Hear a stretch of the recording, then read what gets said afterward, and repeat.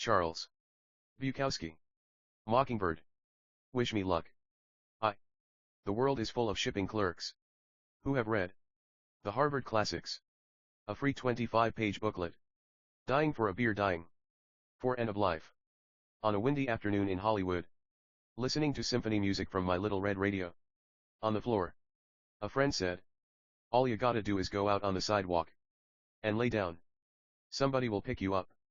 Somebody will take care of you. I look out the window at the sidewalk. I see something walking on the sidewalk. She wouldn't lay down there. Only in special places for special people with special $. And special ways. While I am dying for a beer on a windy afternoon in Hollywood. Nothing like a beautiful broad dragging it past you on the sidewalk. Moving it past your famished window. She's dressed in the finest cloth. She doesn't care what you say. How you look, what you do. As long as you do not get in her way, and it must be that she doesn't shit or have blood. She must be a cloud, friend, the way she floats past us. I am too sick to lay down. The sidewalks frighten me. The whole damned city frightens me. What I will become. What I have become. Frightens me. 11. The bravado is gone. The big run-through center is gone. On a windy afternoon in Hollywood. My radio cracks and spits its dirty music. Through a floor full of empty beer bottles. Now I hear a siren. It comes closer. The music stops. The man on the radio says. We will send you a free 25-page booklet. Face the facts about college costs. The siren fades into the cardboard mountains. And I look out the window again as the clasped fist of boiling cloud comes down. The wind shakes the plants outside. I wait for evening, I wait for night, I wait sitting in a chair. By the window. The cook drops in the live. Red pink salty. Rough-tit crab and the game works. On. Come get me. 12. The smoking car. They stop out front here. It looks as if the car is on fire. The smoke blazes blue from the hood and exhaust. The motor sounds like cannon shots. The car humps wildly. One guy gets out. Jesus, he says, he takes a long drink from a canvas water bag. And gives the car an eerie look. The other guy gets out and looks at the car. Jesus, he says. And he takes a drink from a pint of whiskey. Then passes the bottle to his friend. They both stand and look at the car. One holding the whiskey, the other the water bag. They are not dressed in conventional hippie garb. But in natural old clothes. Faded, dirty and torn. A butterfly goes past my window. And they get back in the car. And it bucks off in low. Like a rodeo bronc. They are both laughing. And one has the bottle tilted. The butterfly is gone. And outside there is a globe of smoke. 40 feet in circumference. First human beings I've seen in Los Angeles. In 15 years. 13. The world's greatest loser. He used to sell papers in front. Get your winners.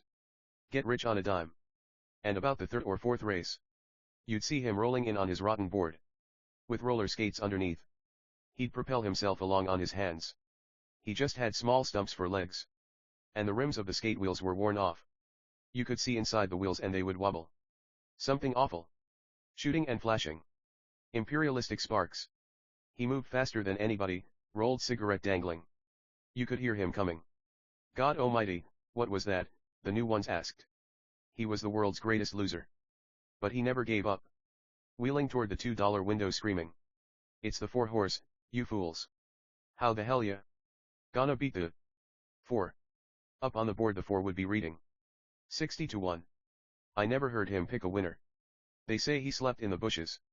I guess that's where he died. He's not around any more. There was the big fat blonde whore. Who kept touching him for luck, and laughing. Nobody had any luck. The whore is gone. 2. I guess nothing ever works for us. We're fools, of course. 14. Bucking the inside plus a 15% take. But how are you going to tell a dreamer? There's a 15% take on the dream. He'll just laugh and say. Is that all? I miss those sparks. 15. The garbage man. We do not accept unsolicited manuscripts. The garbage man said. Dropping to one knee. And blowing the head away from the priest's neck. And as the green bus stopped at the corner. A cripple got out and a witch and a little girl. With a flower. We do not accept unsolicited manuscripts. The garbage man said. And he shot the cripple and the witch. But did not fire at the little girl. Then he ran down an alley. And climbed up on the roof of a garage. Reloaded. As the Goodyear blimp sailed overhead. He pumped 6 shots, saying, "Here are some unsolicited manuscripts." And the blimp wavered, paused. Then began to nose down as 2 men parachuted out, saying Hail Marys. 8 squad cars entered the area. And began to surround the garage. And the garbage man said, "We do not accept unsolicited manuscripts." And he got 1 cop. And then they really began firing. The garbage man stood up in the center of the sky. Threw his loaded rifle at them. And all the shells. And he said, "We do not accept unsolicited manuscripts." And the first bullet got him in the chest. Spun him. Another in the back, 1 in the neck, and he fell on top of the garage roof. The blood rolling out on the tar paper. Blood like syrup, blood like honey, blood like blood. He said, "Holy Mary, we do not accept." 16. Girl in a miniskirt reading the Bible. Outside my window. Sunday. I am eating a grapefruit. Church is over at the Russian Orthodox to the west. She is dark. Of Eastern descent. Large brown eyes look up from the Bible. Then down. A small red and black Bible, and as she reads, her legs keep moving, moving. She is doing a slow rhythmic dance. Reading the Bible. Long gold earrings. 2 gold bracelets on each arm. And it's a mini suit, I suppose. The cloth hugs her body. The lightest of tans is that cloth. She twists this way and that. Long young legs warm in the sun. There is no escaping her being. There is no desire to. My radio is playing symphonic music. That she cannot hear. But her movements coincide exactly. To the rhythms of the symphony. She is dark, she is dark. She is reading about God. I am God. 17. Moyamensing prison.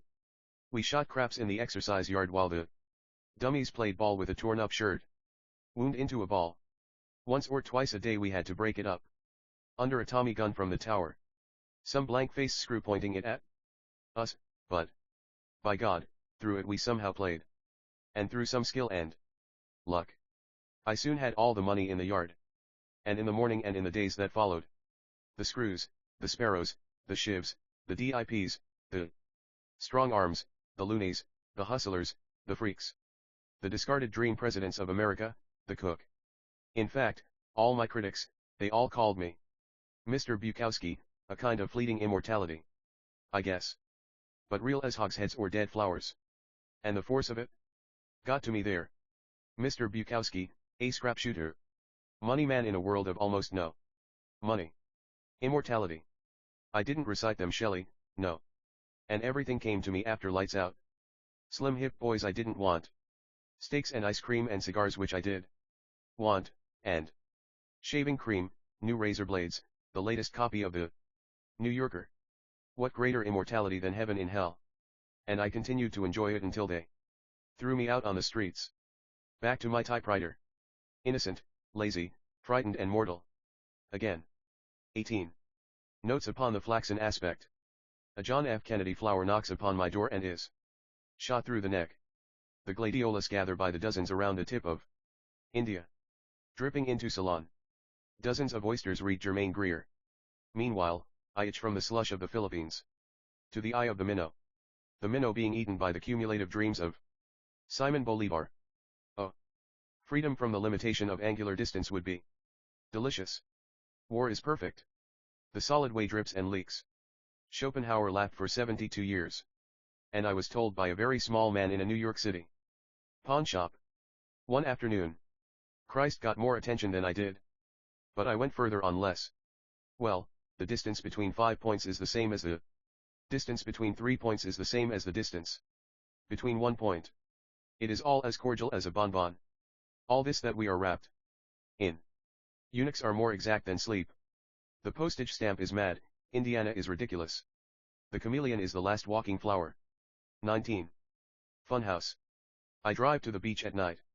In the winter. And sit and look at the burned down amusement pier. Wonder why they just let it sit there. In the water. I want it out of there. Blown up. Vanished. Erased. That pier should no longer sit there. with madmen sleeping inside. The burned out guts of the funhouse. It's awful, I say, blow the damn thing up. Get it out of my eyes. That tombstone in the sea. The madman can find other holes to crawl into. I used to walk that pier when I was 8 years old. 20. Another academy. How can they go on, you see them sitting in old doorways, with dirty stained caps and thick clothes and no place to go. Heads bent down, arms on knees they wait. Or they stand in front of the mission. 700 of them. Quiet as oxen.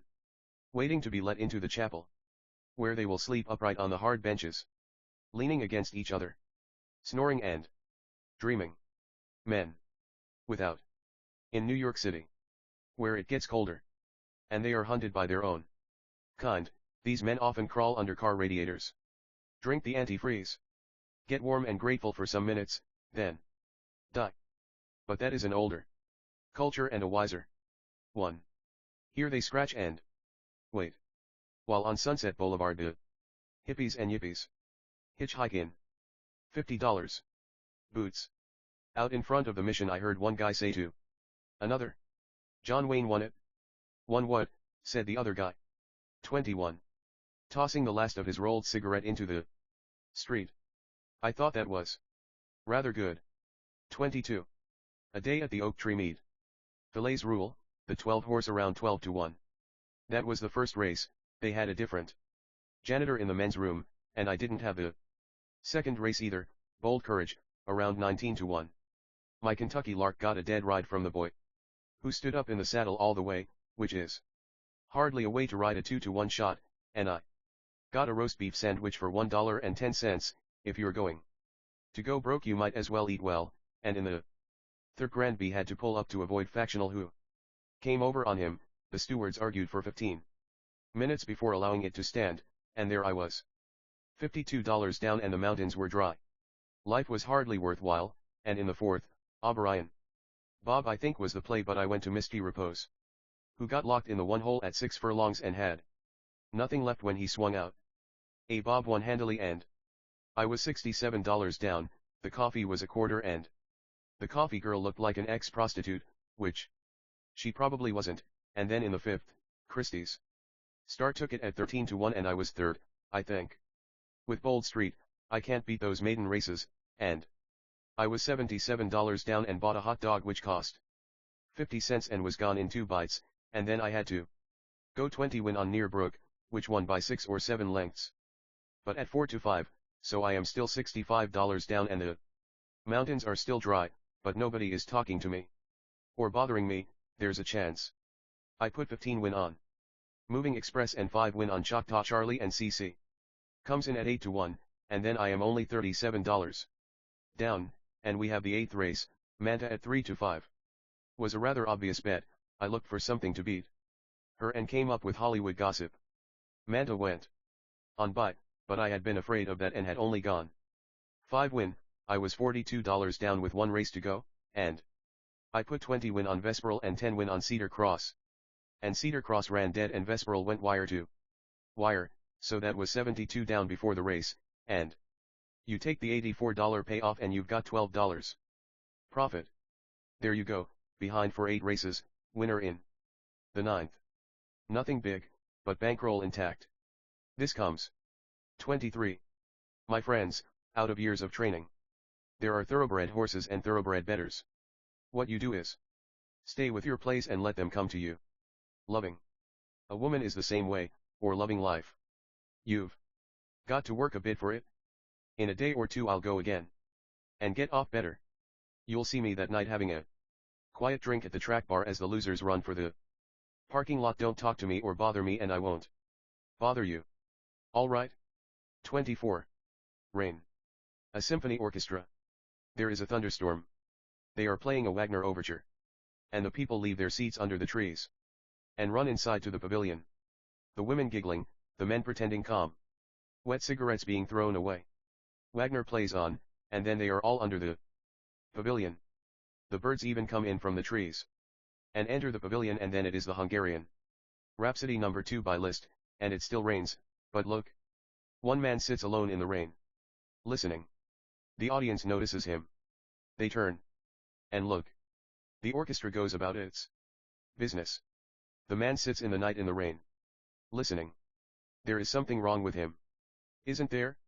He came to hear the music. 25. The Colored Birds. It is a high-rise apartment next door. And he beats her at night and she screams and nobody stops it. And I see her the next day. Standing in the driveway with curlers in her hair. And she has her huge buttocks jammed into black slacks and she says, standing in the sun. God damn it, 24 hours a day in this place, I never go anywhere. Then he comes out, proud, the little matador. A pail of shit, his belly hanging over his bathing trunks. He might have been a handsome man once, might have. Now they both stand there and he says. I think I'm going for a swim. She doesn't answer and he goes to the pool and jumps into the fishless, sandless water, the peroxide codeine water. And I stand by the kitchen window drinking coffee. Trying to unboil the fuzzy, stinking picture. After all, you can't live elbow to people without wanting to draw a number on them. Every time my toilet flushes they can hear it. Every time they go to bed I can hear them. Soon she goes inside and then comes out with 2 colored birds. In a cage. I don't know what they are. They don't talk. They just move a little, seeming to twitch their tail feathers and shit. That's all they do. She stands there looking at them. He comes out, the little tuna, the little matador, out of the pool. A dripping unbeautiful white, the cloth of his wetsuit gripping. Get those birds in the house. But the birds need sun. I said, get those birds in the house. The birds are gonna die. You listen to me, I said, get those birds in the house.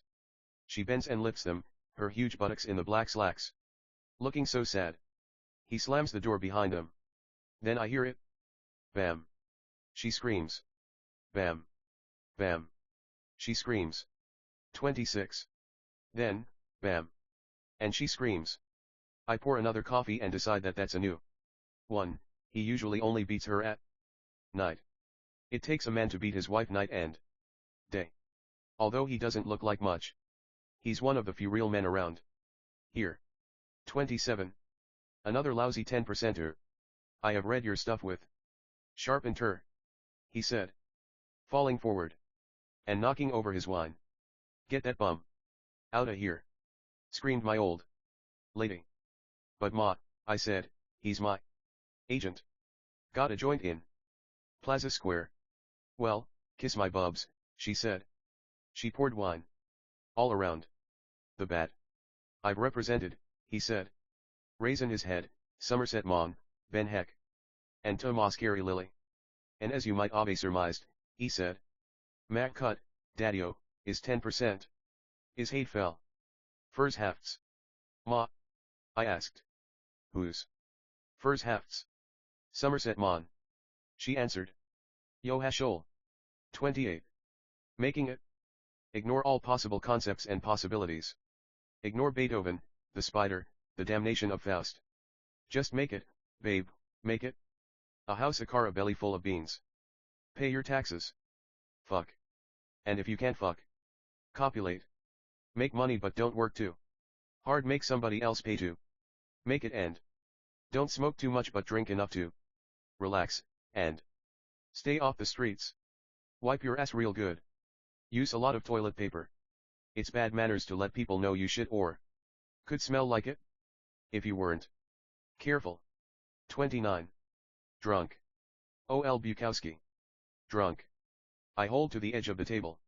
With my belly dangling over my belt. And I glare at the lampshade. The smoke clearing. Over. North Hollywood. The boys put their muskets down.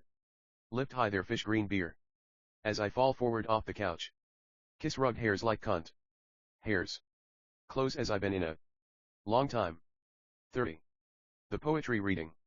At high noon. At a small college near the beach. Sober. The sweat running down my arms. A spot of sweat on the table. I flatten it with my finger. Blood money, blood money. My God, they must think I love this like the others. But it's for bread and beer and rent. Blood money. I'm tense, lousy, feel bad. Poor people, I'm failing, I'm failing. A woman gets up. Walks out. Slams the door. A dirty poem. Somebody told me not to read dirty poems. Here. It's too late. My eyes can't see some lines. I read it. Out. Desperate trembling. Lousy. They can't hear my voice. And I say. I quit, that's it, I'm finished. And later in my room. There's scotch and beer. The blood of a coward. This then. Will be my destiny. Scrabbling for pennies in dark tiny halls. 31. Reading poems I have long since become tired of. And I used to think that men who drove buses, or cleaned out latrines, or murdered men in alleys were fools. 32. Slim killers. There are 4 guys at the door. All 6 feet 4. And checking in at around 210 pounds. Slim killers. Come in, I say. And they walk in with their drinks. And circle the old man. So you're Bukowski, eh? Yeah, you fucking killers, what do you want? Well, we don't have a car. And Lee needs a ride to this night spot. In Hollywood. Let's go, I say. We get into my car. All of us drunk, and somebody in back says. We've been reading your poetry a long time. Bukowski, and I say. I've been writing it a long time.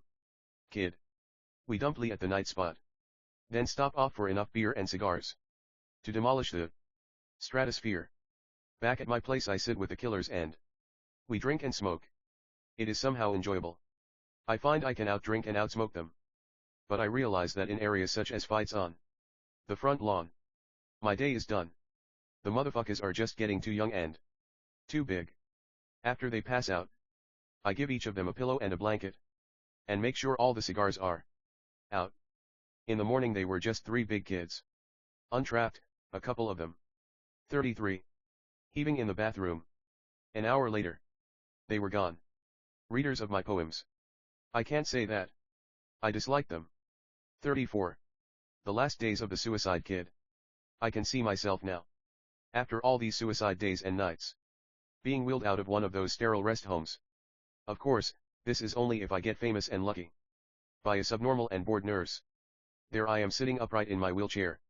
Almost blind, eyes rolling backward into the dark part of my skull. Looking for the mercy of death. Isn't it a lovely day, Mr. Bukowski? Oh, yeah, yeah. The children walk past and I don't even exist. And lovely women walk by. With big hot hips. And warm buttocks and tight hot everything. Praying to be loved. And I don't even exist. It's the first sunlight we've had in 3 days. Mr. Bukowski. Oh, yeah, yeah. There I am sitting upright in my wheelchair. Myself whiter than this sheet of paper.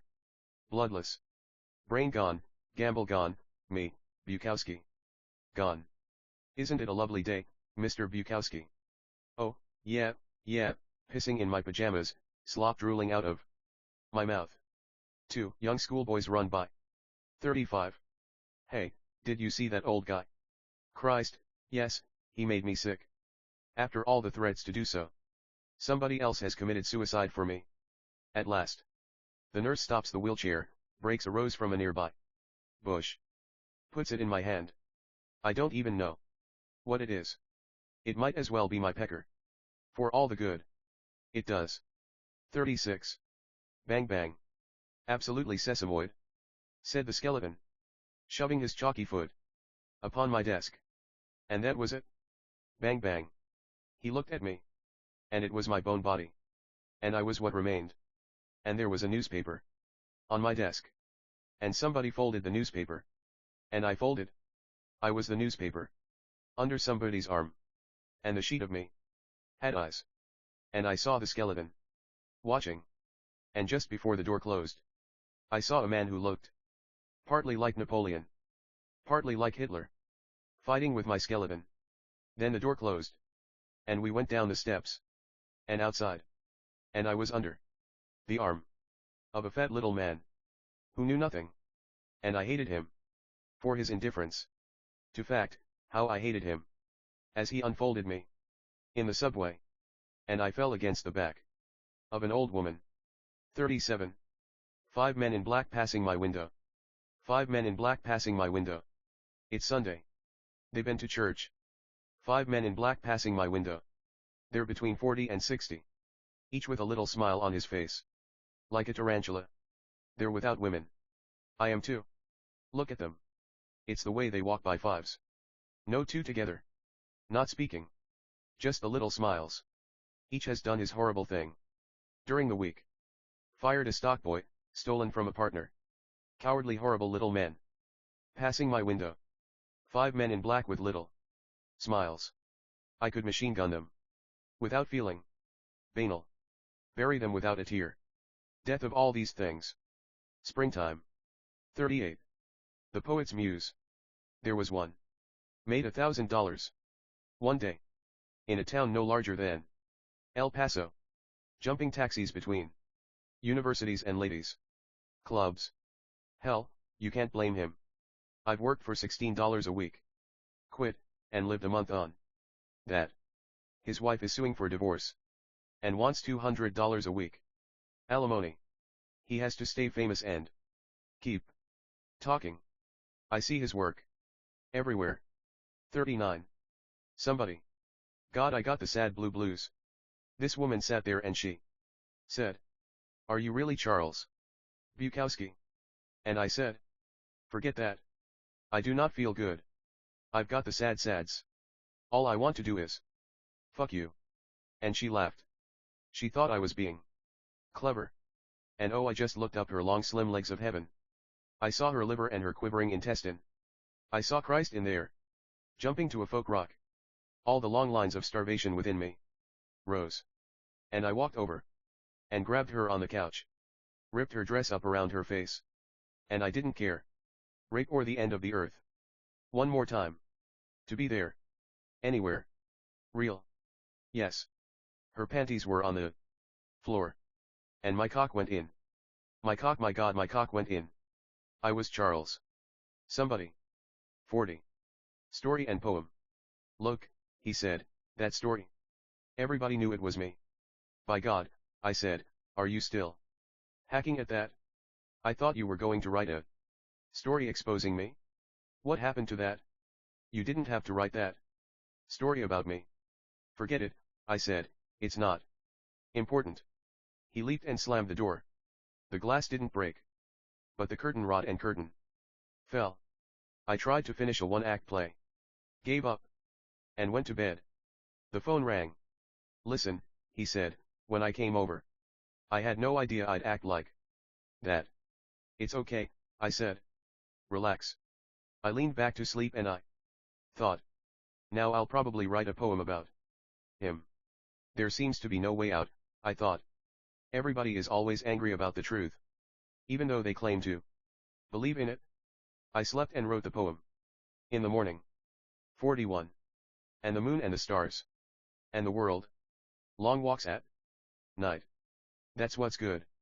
For the soul. Peeking into windows. Watching tired housewives.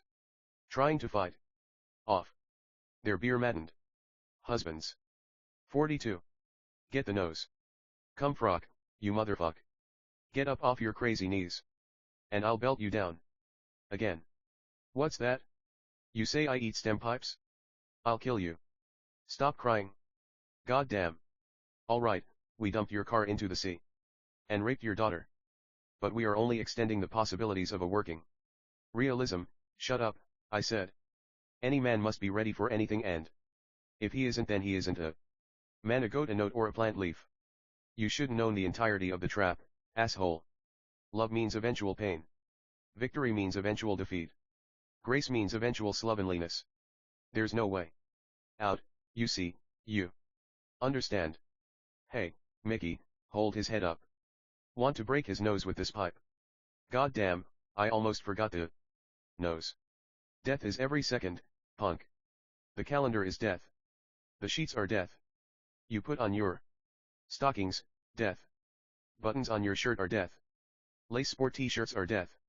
Don't you smell it? Temperature is death. Little girls are death. Free coupons are death. Carrots are death. Didn't you? No. Okay, Mac, we got the nose. No, not the balls, too much bleeding. What was he when? Oh, yeah, he used to be a cabbie. We snatched him from his cab. Right off Madison, destroyed his home, his car, raped his 12-year-old daughter, it was beautiful, burned his wife with Gasoline. Look at his eyes. Begging mercy. 43. My landlady and my landlord. 56, she leans forward. In the kitchen. 2:25 a.m. Same red sweater. Holes in elbows. Cook him something to eat, he says. From the same red face. 3 years ago. We broke down a tree. Fighting. After he caught me kissing her. Beer by the quarts. We drink bad beer by the quarts. She gets up and begins to fry something all night. We sing songs. Songs from 1925 A.D. to 44. 1939 A.D. We talk about short skirts, Cadillacs, the Republican administration, the Depression, taxes, horses, Oklahoma. Here. You son of a bitch. She says. Drunk. I lean forward and eat. 45. Bad night. Bartenders are human too. And when he reached for the baseball bat, the little Italian hit him in the face with a bottle. And several whores screamed. I was just coming out of the men's room when I saw the bartender get off the floor and open the cigar box to get the gun. And I turned around and went out back. And the Italian must have argued poorly, because I heard the shot just as I got the car door open. I drove down the alley and turned east on 7th St. And I hadn't gone a block before a cop pulled me over. You trying to get killed? He asked. Turn your lights on. He was a big fat one and he kept pushing his helmet further and further on the back of his head. I took the ticket and then drove down to Union. I parked outside the Reno Hotel and went downstairs to Harry's. 46. It was quiet there, only a big redhead, bigger than the cop. She called me honey. And I ordered two. 47. Hogs in the sky. The territory of the diamond and the territory of the cross and the territory of the spider and the territory of the butcher. Divided by the territory of you and me. Subtracted from the territory of mathematical reality. Multiplied by those tombstones in the moonlight. Just going on is a greater gut miracle than the life-death cycle itself, I mean. Going on against uselessness.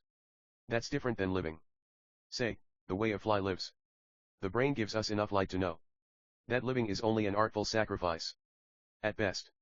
At worst, it's hogs in the sky. The territory of the darning needle. The territory of the mustard jar. The territory of mad dogs and love gone stale. The territory of you and me. Each evening bent like the point of a thumbtack. That will no longer stick. In. Each kiss a hope of returning to the first kiss. Each fuck the same. Each person nailed against diminishing returns. We are slaves to hopes that have run to garbage. As old age arrives on schedule. The territory of meeting and leaving. The territory of you and me. Death arrived on schedule on a 48. Sunday afternoon, and, as always, it was easier than we thought it would be. 49. The white poets. The white poets usually knock quite early. And keep knocking and ringing.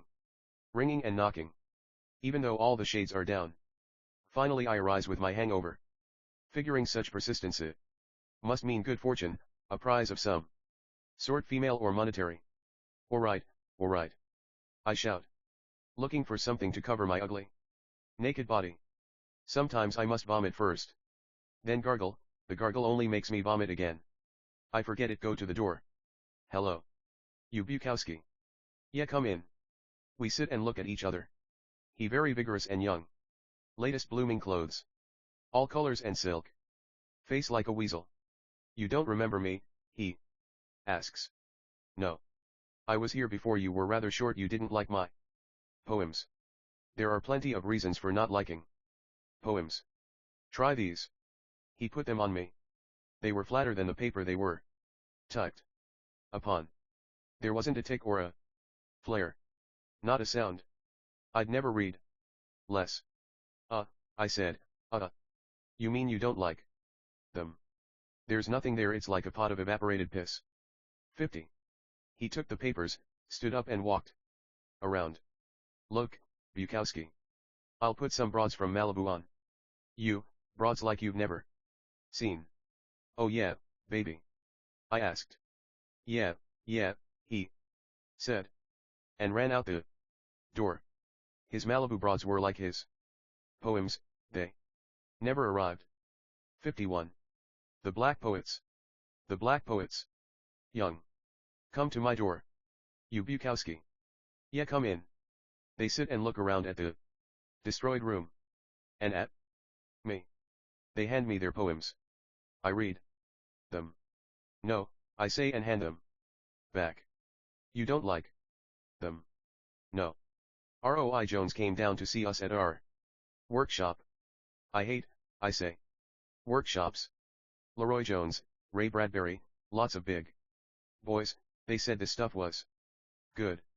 It's bad poetry, man, they are powdering your ass. There's this big film writer too, he started the whole idea. What's writer's workshop? Ah, God, don't you see, they are tickling your assholes. You should have burned the whole town. 52. Down. I'm sick of it. You just don't understand. The poems. I do, they are rhymers, full of platitudes. You write bad poetry. Look motherfucker, I've been on the radio, I've been printed in the LA Times. Oh. Well, that happened to you. No. O.K, motherfucker, you ain't seen the last of me. I suppose I haven't. And it's useless to tell you that I am not anti-black. Because somehow that's when the whole subject becomes sickening. 53. Millionaires. You. No faces. No faces. At all. Laughing at nothing. Let me tell you. I have drunk in skidrow rooms with imbecile winos. Whose cause was better? Whose eyes still held some light? Whose voices retained some sensibility? And when the morning came, we were sick but not ill. Poor but not deluded. And we stretched in our beds and rose in the late afternoons like millionaires. 54. Poetry. The bus driver grins while sweating in the heat of the plate glass windshield. He doesn't have a chance. Only Hollywood Boulevard, an impossible sun. And an impossible timetable. There are so many without a chance. I realize that there is very little chance for any of us. Poetry won't save us, or a job won't save us. A good job or a bad job. We take a little bit and hang on to that until it is gone. Gongs ring, dances begin, there are holidays and celebrations. We try to cheat the bad dream. Poetry, you whore, who will go to any man and then leave him. The bus driver has Hollywood Boulevard. I sit next to a fat lady who lays her dead thigh against me. There is a tiny roll of sweat behind one of the bus driver's ears. He is ashamed to brush it away. The people look ahead or read or look out their windows. The tiny roll of sweat begins to roll. It rolls along behind the ear. Then down the neck. Then it's gone. Vine Street, says the bus driver. This is Vine Street. He's right, at last. What a marvelous thing. I get off at Vine Street. I need a drink or something to eat. I don't care about the bus anymore. It is a rejected poem. I don't need it anymore. There will be more buses. 55. I decide upon something to eat with a drink as openers. I walk out of the dark and into the dark and sit down and wait. 56. The painter. He came up on the porch with a grinning subnormal type. And they stood there, drunk on wine. The painter had his coat wrapped around something, then pulled the coat away. It was a policeman's helmet, complete with badge. Gimme $20 for this, he said. Fuck off, man, I said, what do I want with a cop's derby? $10, he said. Did you kill him? $5.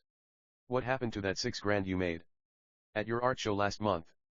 I drank it all in the same bar. And I never got a beer, I said. $2. Did you kill him? We ganged him, punched him around a bit. That's chicken shit. I don't want the headpiece. We're 18 cents short of a bottle, man. I gave the painter 35 cents. Keeping the chain on the door, slipping it to him. With my fingers. He lived with his mother. Beat his girlfriend regularly. And really didn't paint that well. But I suppose a lot of obnoxious characters work their way into immortality. I'm working on it myself. 57. The Inquisitor. In the bathtub rereading Celine's Journey to the End of the Night. The phone rings. And I get out. Grab a towel. Some guy from Smart said. He wants to know what's in my mailbox. How my life has been going. I tell him there isn't anything in the mailbox or the life. He thinks that I'm holding back. I hope that I am. 58. My friend William. My friend William is a fortunate man. He lacks the imagination to suffer. He kept his first job. His first wife. Can drive a car 50,000 miles. Without a brake job. He dances like a swan. And has the prettiest blangest eyes. This side of El Paso. His garden is a paradise. The heels of his shoes are always level. And his handshake is firm. People love him. When my friend William dies, it will hardly be from madness or cancer. He'll walk right past the devil. And into heaven. You'll see him at the party tonight. Grinning. Over his martini. Blissful and delightful. As some guy fucks his wife in the bathroom. 59. 300 poems. Look, he said, I've written 300 poems in 2 months. And he handed me the stack and I thought, oh. A young girl walked up and handed him a plate of corn and meat in his cottage by the beach. And the sea rolled in. And I turned the white pages. I've been drinking, he said, and writing. And the young girl said, is there anything else I can get you? He was rich and I was poor. And the sea rolled in. And I turned the white pages. What do you think? He asked. And I said, well, some of these. But I didn't finish. Later I walked outside. I walked down the sand to where the sand got wet and I looked at the water and the moon. 60. And then I turned around. And I walked up to the boardwalk and I thought, oh. 61. Lifting weights at 2 a.m. Queers do this. Or is it that you're afraid to die? Biceps, triceps, forceps. What are you going to do with muscles? Well, muscles please the ladies. And keep the bullies at bay. So, what? Is it worth it? Is it worth the collected works of Balzac? Or a 3-week vacation in Spain? Or, is it another way of suffering? If you got paid to do it, you'd hate it. If a man got paid to make love, he'd hate it. Still, one needs the exercise. This writing game, only the brain and soul get worked out. Quit your bitching and do it while other people are sleeping. You're lifting a mountain with rivers of poems running off. 62. Reality. My little famous bleeding elbows. My naughty knees, especially, and even my balls. Hairy and wasted. These blue evenings of walking past buildings, where Jews pray beautifully about seasons I know nothing of, and would leave me alone, with the roaches and ants climbing my dying body. In some place, too real to touch. 63. Earthquake. Americans don't know what tragedy is. A little 6.5 earthquake can set them to chattering like monkeys. A piece of chinaware broken. The Union rescue mission falls down. 6 a.m. They sit in their cars. They're all driving around. Where are they going? A little excitement has broken into their canned lives. Stranger stands next to stranger. Chattering gibberish fear. Anxious fear. Anxious laughter. My baby, my flower pots, my ceiling. My bank account. This is just a tickler. A feather. And they can't bear it? Suppose they bombed the city. As other cities have been bombed. Not with an A-bomb. But with ordinary blockbusters. Day after day. Every day. As has happened in other cities of the world. If the rest of the world could see you today, their laughter would bring the sun to its knees. And even the flowers would leap from the ground. Like bulldogs. and chase you away to where you belong. Wherever that is. And who cares where it is? As long as it's somewhere away from here. 64. The Good Life at O'Hare Airport. 3-hour wait at the airport in Chicago, surrounded by killers. I found a table alone. And had a scotch and water. When 4 preachers sat down. And look here, said one of them. Looking at a newspaper. Here's a guy drunk, ran through a wall, killed 1 person, injured 4. If I was him, said another, I'd commit suicide. I ordered a large beer. And sat there reading my own novel. Look here, said the one with the paper. Here's a guy, no, 2 guys. Tried to hijack a liquor truck. They were so dumb they didn't even know. It was only carrying wine. Didn't even break the seal. Found the driver. And then stopped for coffee. The driver leaned on the horn and a cop car came by. And that was it. They went in and got those 2 guys. Any 2 guys that dumb, said another. They sure have it coming. Look sweetie, said another to the waitress. We don't want anything to drink, we don't drink. But we could sure use 4 coffees, and haven't I seen you someplace before? He. Give me another beer, I told the waitress. I drink, and I've never seen you anyplace before. The waitress came back with 4 cups of coffee. And the beer, and I sat there reading my own novel. As the 4 preachers sat there, whirling their spoons around their cups. Clink clink clink. And I thought, this isn't a bad novel. This isn't a bad novel. At all, but the next one is going to be 65. Better, and I lifted my old beer and finished it. And then drank some of the new one, and clink clink clink. Went the spoons against the cups. And one of the preachers coughed. And everybody was unhappy but me. 66. The golfers. Driving through the park. I notice men and women playing golf. Driving in their powered carts. Over billiard table lawns. They are my age. But their bodies are fat. Their hair gray. Their faces waffle batter. And I remember being startled by my own face. Scarred, and mean as red ants. Looking at me from a department store mirror. And the eyes mad mad mad. I drive on and start singing. Making up the sound. A war chant. And there is the sun. And the sun says, good, I know you. And the steering wheel is humorous. And the dashboard laughs. See, the whole sky knows. I have not lied to anything. Even death will have exits. Like a dark theater. I stop at a stop sign and, as fire burns the trees and the people and the city, I know that there will be a place to go. And a way to go. And nothing need ever be lost. 67. 2. Spider on the wall. Why do you take so long? The mockingbird. The mockingbird had been following the cat all summer. Mocking. Teasing and cocksure. The cat crawled under rockers on porches, tail flashing, and said something angry to the mockingbird, which I didn't understand. Yesterday the cat walked calmly up the driveway, with the mockingbird alive in its mouth. Wings fanned, beautiful wings fanned and flopping. Feathers parted like a woman's legs. And the bird was no longer mocking. It was asking, it was praying.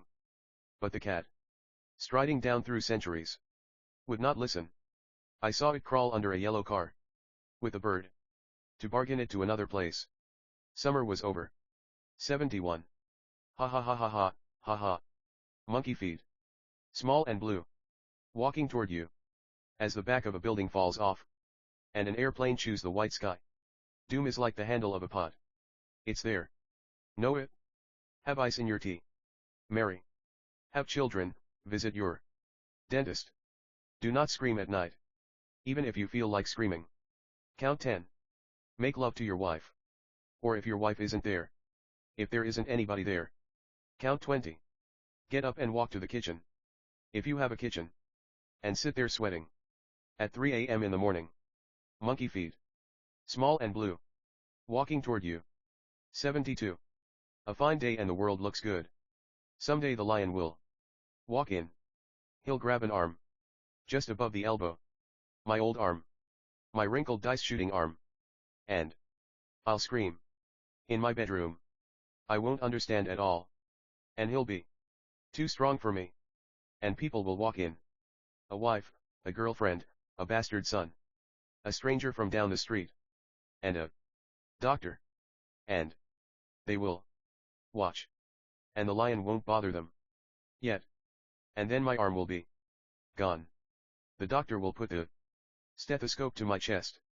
Ask me to cough. Then. He will turn to the others and say. There's a chance. But I think he's going under shock and loss of blood. Hell, I know that. And now the lion has my other arm. I try to knee him. His tail knocks a picture off the wall. 73. A picture of a Dutch windmill and a pond. It is a fine day. The world looks good. I feel I'd like to be swimming or fishing or sleeping under a tree. But the lion will not let go. Then. My other arm is gone. The people kneel to pray. All but the doctor. The lion is clawing at my chest, trying to get at the heart. I ask the doctor to light me a cigarette and he does. Then the priest walks in. The lion does not bother the priest. Yet. I'd heard about the lion. About how sometimes he was fast or sometimes he was slow. I knew he usually preferred older people. Although sometimes he even ate 74 babies or young men and girls. God Almighty. Save me. Save me. I scream. But the people do not move. They let the lion eat me. The priest mumbles incantations I do not understand. The doctor turns his back and looks out the window. It is the month of July. With the taste of butter in the air. And I am rapidly becoming a keepsake thing. As before my eyes I see the moth, butcher bird, dove, vulture and angel burning. The lion eats my heart. And the doctor puts the sheet over my head. And it is early in the morning. Very early in the morning. And decent people are still in bed. Most of them asleep with bad breath. And very few of them making love. And most of them not like me. Yet. 75. Vacancy. Sunstroked women. Without men. On a Santa Monica Monday. The men are working or in jail. Or insane. One girl floats in a rubber suit. Waiting.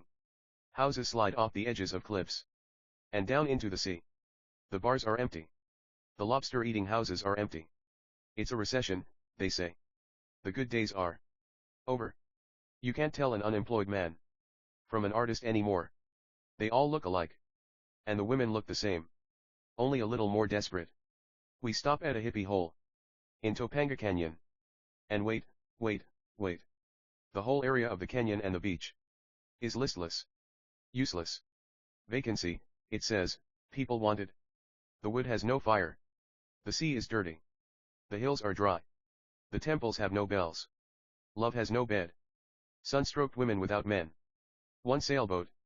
Life drowned. 76. 3:16 and 1/2. Here I'm supposed to be a great poet. And I'm sleepy in the afternoon. Here I am aware of death like a giant bull charging at me. And I'm sleepy in the afternoon. Here I'm aware of wars and men fighting in the ring. And I'm aware of good food and wine and good women. And I'm sleepy in the afternoon. I'm aware of a woman's love. And I'm sleepy in the afternoon. I lean into the sunlight behind a yellow curtain. I wonder where the summer flies have gone. I remember the most bloody death of Hemingway. And I'm sleepy in the afternoon. Someday I won't be sleepy in the afternoon. Someday I'll write a poem that will bring volcanoes to the hills out there. But right now I'm sleepy in the afternoon. And somebody asks me, Bukowski, what time is it? And I say, 3:16 and 1/2. I feel very guilty, I feel obnoxious, useless. Demented, I feel. Sleepy in the afternoon. They are bombing churches, okay, that's okay. The children ride ponies in the park, okay, that's okay. The libraries are filled with thousands of books of knowledge. Great music sits inside the nearby radio. And I am sleepy in the afternoon. I have this tune within myself that says, let the others do it, let them win. Let me sleep. Wisdom is in the dark. Sweeping through the dark like brooms. I'm going where the summer flies have gone. Try to catch me. 77. The rat. With one punch, at the age of 16 and 1/2. I knocked out my father. A cruel shiny bastard with bad breath. And I didn't go home for some time, only now and then. To try to get $1 from. Dear Mama. It was 1937 in Los Angeles and it was a hell of a Vienna. I ran with these older guys. But for them it was the same. Mostly breathing gasps of hard air. And robbing gas stations that didn't have any money, and a few lucky among us worked part-time as Western Union messenger boys. We slept in rented rooms that weren't rented. And we drank ale and wine. With the shades down. Being quiet. And then awakening the whole building. With a fist fight. Breaking mirrors and chairs and lamps. And then running down the stairway. Just before the police arrived. Some of us soldiers of the future. Running through the empty starving streets and alleys of Los Angeles. And all of us. Getting together later. In Pete's room. A small cube of space under a stairway, there we were. Packed in there. Without women. Without cigarettes. Without anything to drink. While the rich pawed away at their many choices and the young girls let them. 78. The same girls who spit at our shadows as we walked past. It was a hell of a Vienna. 3 of us under that stairway were killed in World War II. Another one is now manager of a mattress company. Me. I'm 30 years older. The town is 4 or 5 times as big. But just as rotten. And the girls still spit on my shadow. Another war is building for another reason, and I can hardly get a job now. For the same reason I couldn't then. I don't know anything, I can't do anything. Sex.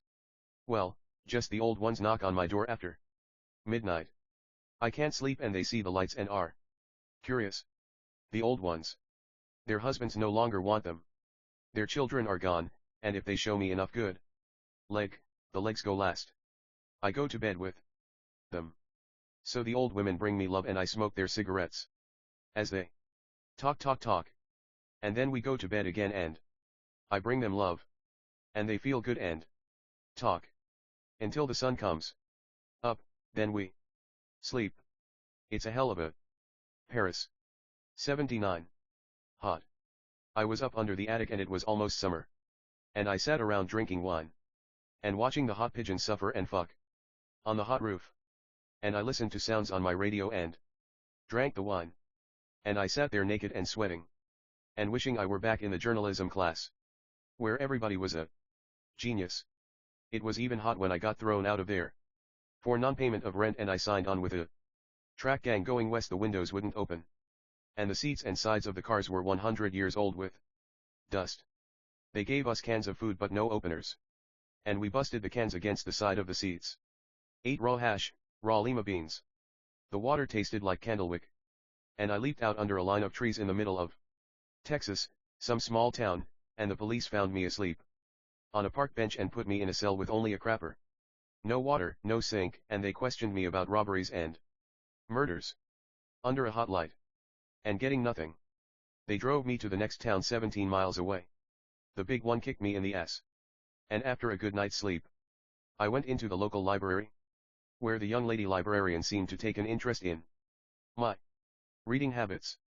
And later we went to bed. And I woke up with teeth marks all over me and I said, Christ, watch it, baby, you might give me cancer. You're an idiot, she said. I suppose that I was 80. Radio. Strange eyes in my head. I'm the coward and the fool and the clown. And I listen to a man telling me that I can get a restaurant guide and an expanding cultural events calendar. I'm just not here today. I don't want restaurants and expanding cultural events. I want an old shack in the hills. Rent-free. With enough to eat and drink until I die. Strange eyes in my head. Strange ways. No chance. 81. Ariel. Oh my God, oh my dear God. That we should end up on the end of a rope. In some slimy bathroom. Far from Paris. Far from thighs that care. Our feet hanging down. Above the simplicity of stained tile. Telephone ringing. Letters unopened. Dogs pissing in the street. Greater men than I have failed to agree with life. I wish you could have met my brother, Marty.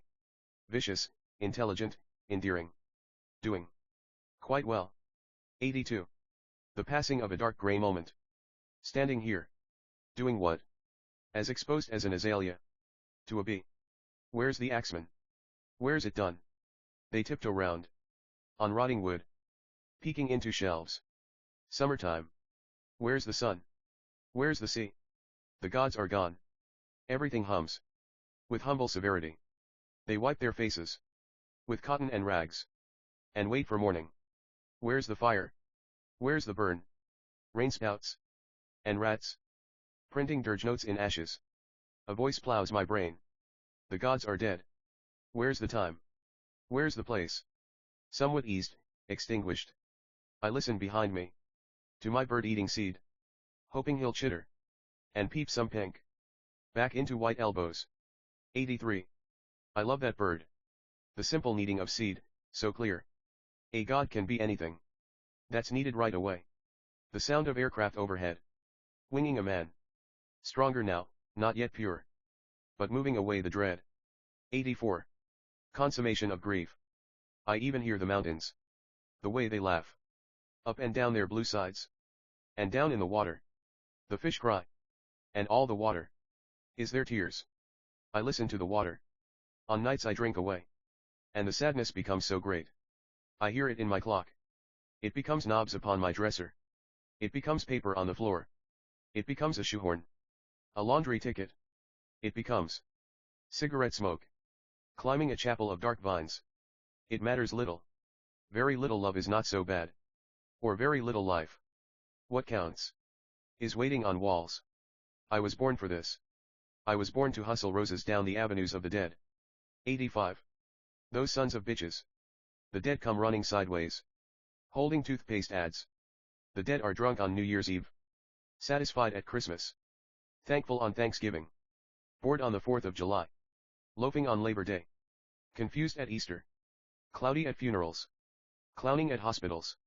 Nervous at birth. The dead shop for stockings and shorts. And belts and rugs and vases and coffee tables. The dead dance with the dead. The dead sleep with the dead. The dead eat with the dead. The dead get hungry looking at hogs' heads.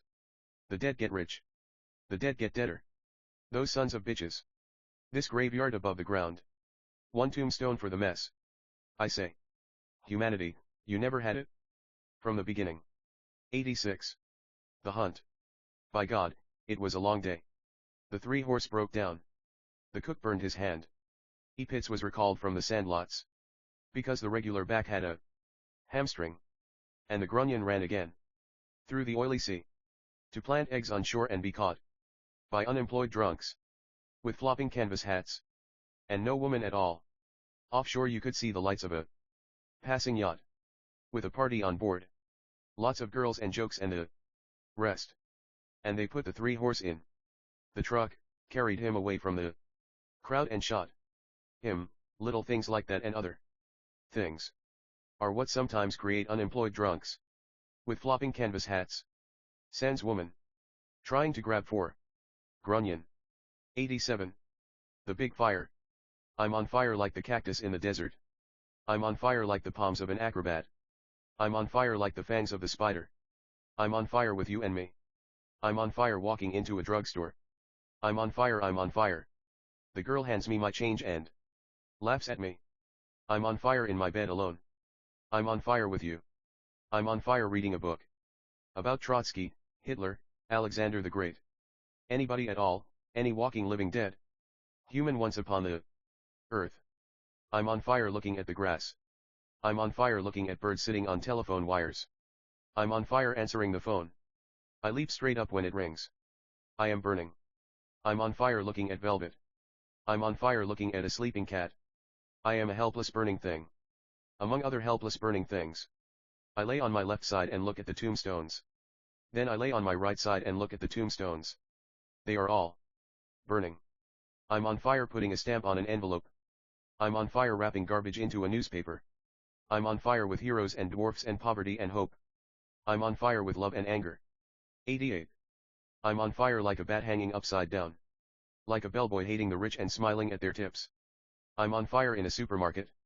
Watching a most womanly woman bend over to pick up some potato salad. I'm on fire like a scissors cutting the eyes out of the sky. I'm on fire like 100,000 monkeys boiled into one heart. And sobbing through centuries of hopelessness. I'm on fire like a clean sharp knife in a kitchen drawer. I'm on fire like a beggar in India. A beggar in New York. A beggar in Los Angeles. The smoke and burning rises. And the ash is crushed under. I'm on fire like the circus that went away. The champion who quit on one knee. All burning. All alone. All one. Ash. I'm on fire like a dirty bathtub in a lonely rooming house. I'm on fire like the roach I kill with my shoe. I'm on fire with men and women and animals. Who are being tortured and mutilated in dark and isolated places. I'm on fire with the armies and anti-armies. I'm on fire with the man I hate most in the world. I'm on fire without a chance. The fat is in the fire, the lamb is over it. The sacrifice seems forever. The enduring seems forever. 89. The sun is on fire. And the glazed horizon is red. And the weeping. And the weeping. And you and me. The sun is burning everything. The dogs, the clouds, the ice cream. The end. The end of the stairway. The end of the ocean. The last scream. The bug in the jar. Spouts into flame. And the inside of the skull. Gives up. At last. The smoke blows. Away. 90. WW2. Since fact is an artifice of fiction. Let's call this fiction so like all good boys and girls. We can relax. I was in Frisco, a dandy place with lakes or something. I could see the gold bridge and it wasn't teeth from my window enough to drink almost always. Enough to drink. I wrote the old man down in LA. You might as well get a story ready for your goddamned neighbors because I am not going to year war. If it were not for the war, the last war, you would not be here. I would not have met your mother and you would not have been born. Son, your country is at war. The fact that I was born because of circumstances of war did not seem to me a proper argument to create further circumstances. I went out and got drunk properly. Then the next morning I went down to the draft board. A boy fainted when they took blood out of his arm and I looked at the needle dip into my vein and watched the red of me run up into the tube. And felt rugged. They looked up my ass. And then I went in to see the CK. You have your shorts on backwards, he told me. I got up and switched them. He sat there looking at me. What do you think of Picasso? At first I said, all right, now not much. Do you write or paint? Yes. And what? I asked if he wrote or painted. Leave me alone, I told him. 91. Where have you been published? Paintings hung? Nothing accepted. Nothing accepted anywhere. Do you believe in the war? He asked. No, I said. Are you willing to go to war? He asked. No, I said. Why don't you be a conscientious objector? Because I said. I am not sure there is a God. Next Wednesday night we are having a meeting, a party. For doctors, writers, and artists. I want you to be there. I am inviting you. Will you come? No. All right, he said. You don't have to go. You mean? I asked. The party or the war? Either one, he said. You didn't think we'd understand, did you? No.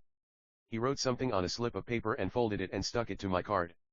With a paper clip. Give them this, up the line. He had written a hell of a lot on the slip. As I walked I managed to lift the edge of the slip, but all I see DC was hides an extreme sensitivity under a poker face. Which was news to me. And then some guy in a uniform screamed at me. All right, son, Uncle Sam doesn't want you. And I walked out into the clear and beautiful air. Are you going to war? My landlady asked me. No, I said. Bad heart. That's too bad. I'm sorry, she said, and I went upstairs and poured a good one. Bad heart, bad heart, bad heart. Have you done the wrong thing? Maybe you ought to go. Maybe you ought to go and walk right into it. 92. Hell, friend, they turned you down. Uncle Sam does not want you. You are insane. I smiled and poured another one. I don't know how much later, but sometime later I am sitting in another cheap room Philly. I am drinking a bottle of port, have a record player, and I am listening to the second movement of Brahms' Second Symphony. When there is a knock on the door. It is a very polite knock. And since I do not know anybody much, I figure it is either one of the whores down at the corner in love with me, or somebody come to give me the Nobel Prize. And I opened the door and two big men were there, and one of them said FBI. And the other one said, you're under arrest. I went over and took the needle out of Brahms' arm. We want to question you, they said, downtown. All right. You better put on a coat, you might be gone sometime. We walked down the stairs and out into the street and got into the car, and it seemed as if each window had a face hanging out of it, and there was another guy in the back, and he said, keep one hand on each knee and don't move them. We drove along a while and then I reached up to scratch my nose. Watch that hand. One of them screamed. This guy is pretty casual, another one said. I think we got a good one. Yep, I think we got a good one. Oh Lord, oh Christ, I thought. I wonder what I done. I wonder what I done. They took me into a room that was mostly empty except for pictures. Photos on the walls. You see those, one of them pointed, voice most serious. Yes, I said. Those are men who died in the service of the FBI. 93. They took me into another room where a man sat behind his desk with his shirt sleeves rolled up. Bukowski. Yes. Henry CJR? Yes. Where the hell's your Uncle John? My what? Where the hell's your Uncle John? I thought he meant I had some kind of secret thing I was murdering people with. Your uncle, John Bukowski. Oh hell, John, he's dead. No wonder we can't find the son of a bitch. Why did you dodge the draft? I'm 4F. 4F, eh? Psycho, yes. Why did you move without notifying your draft board?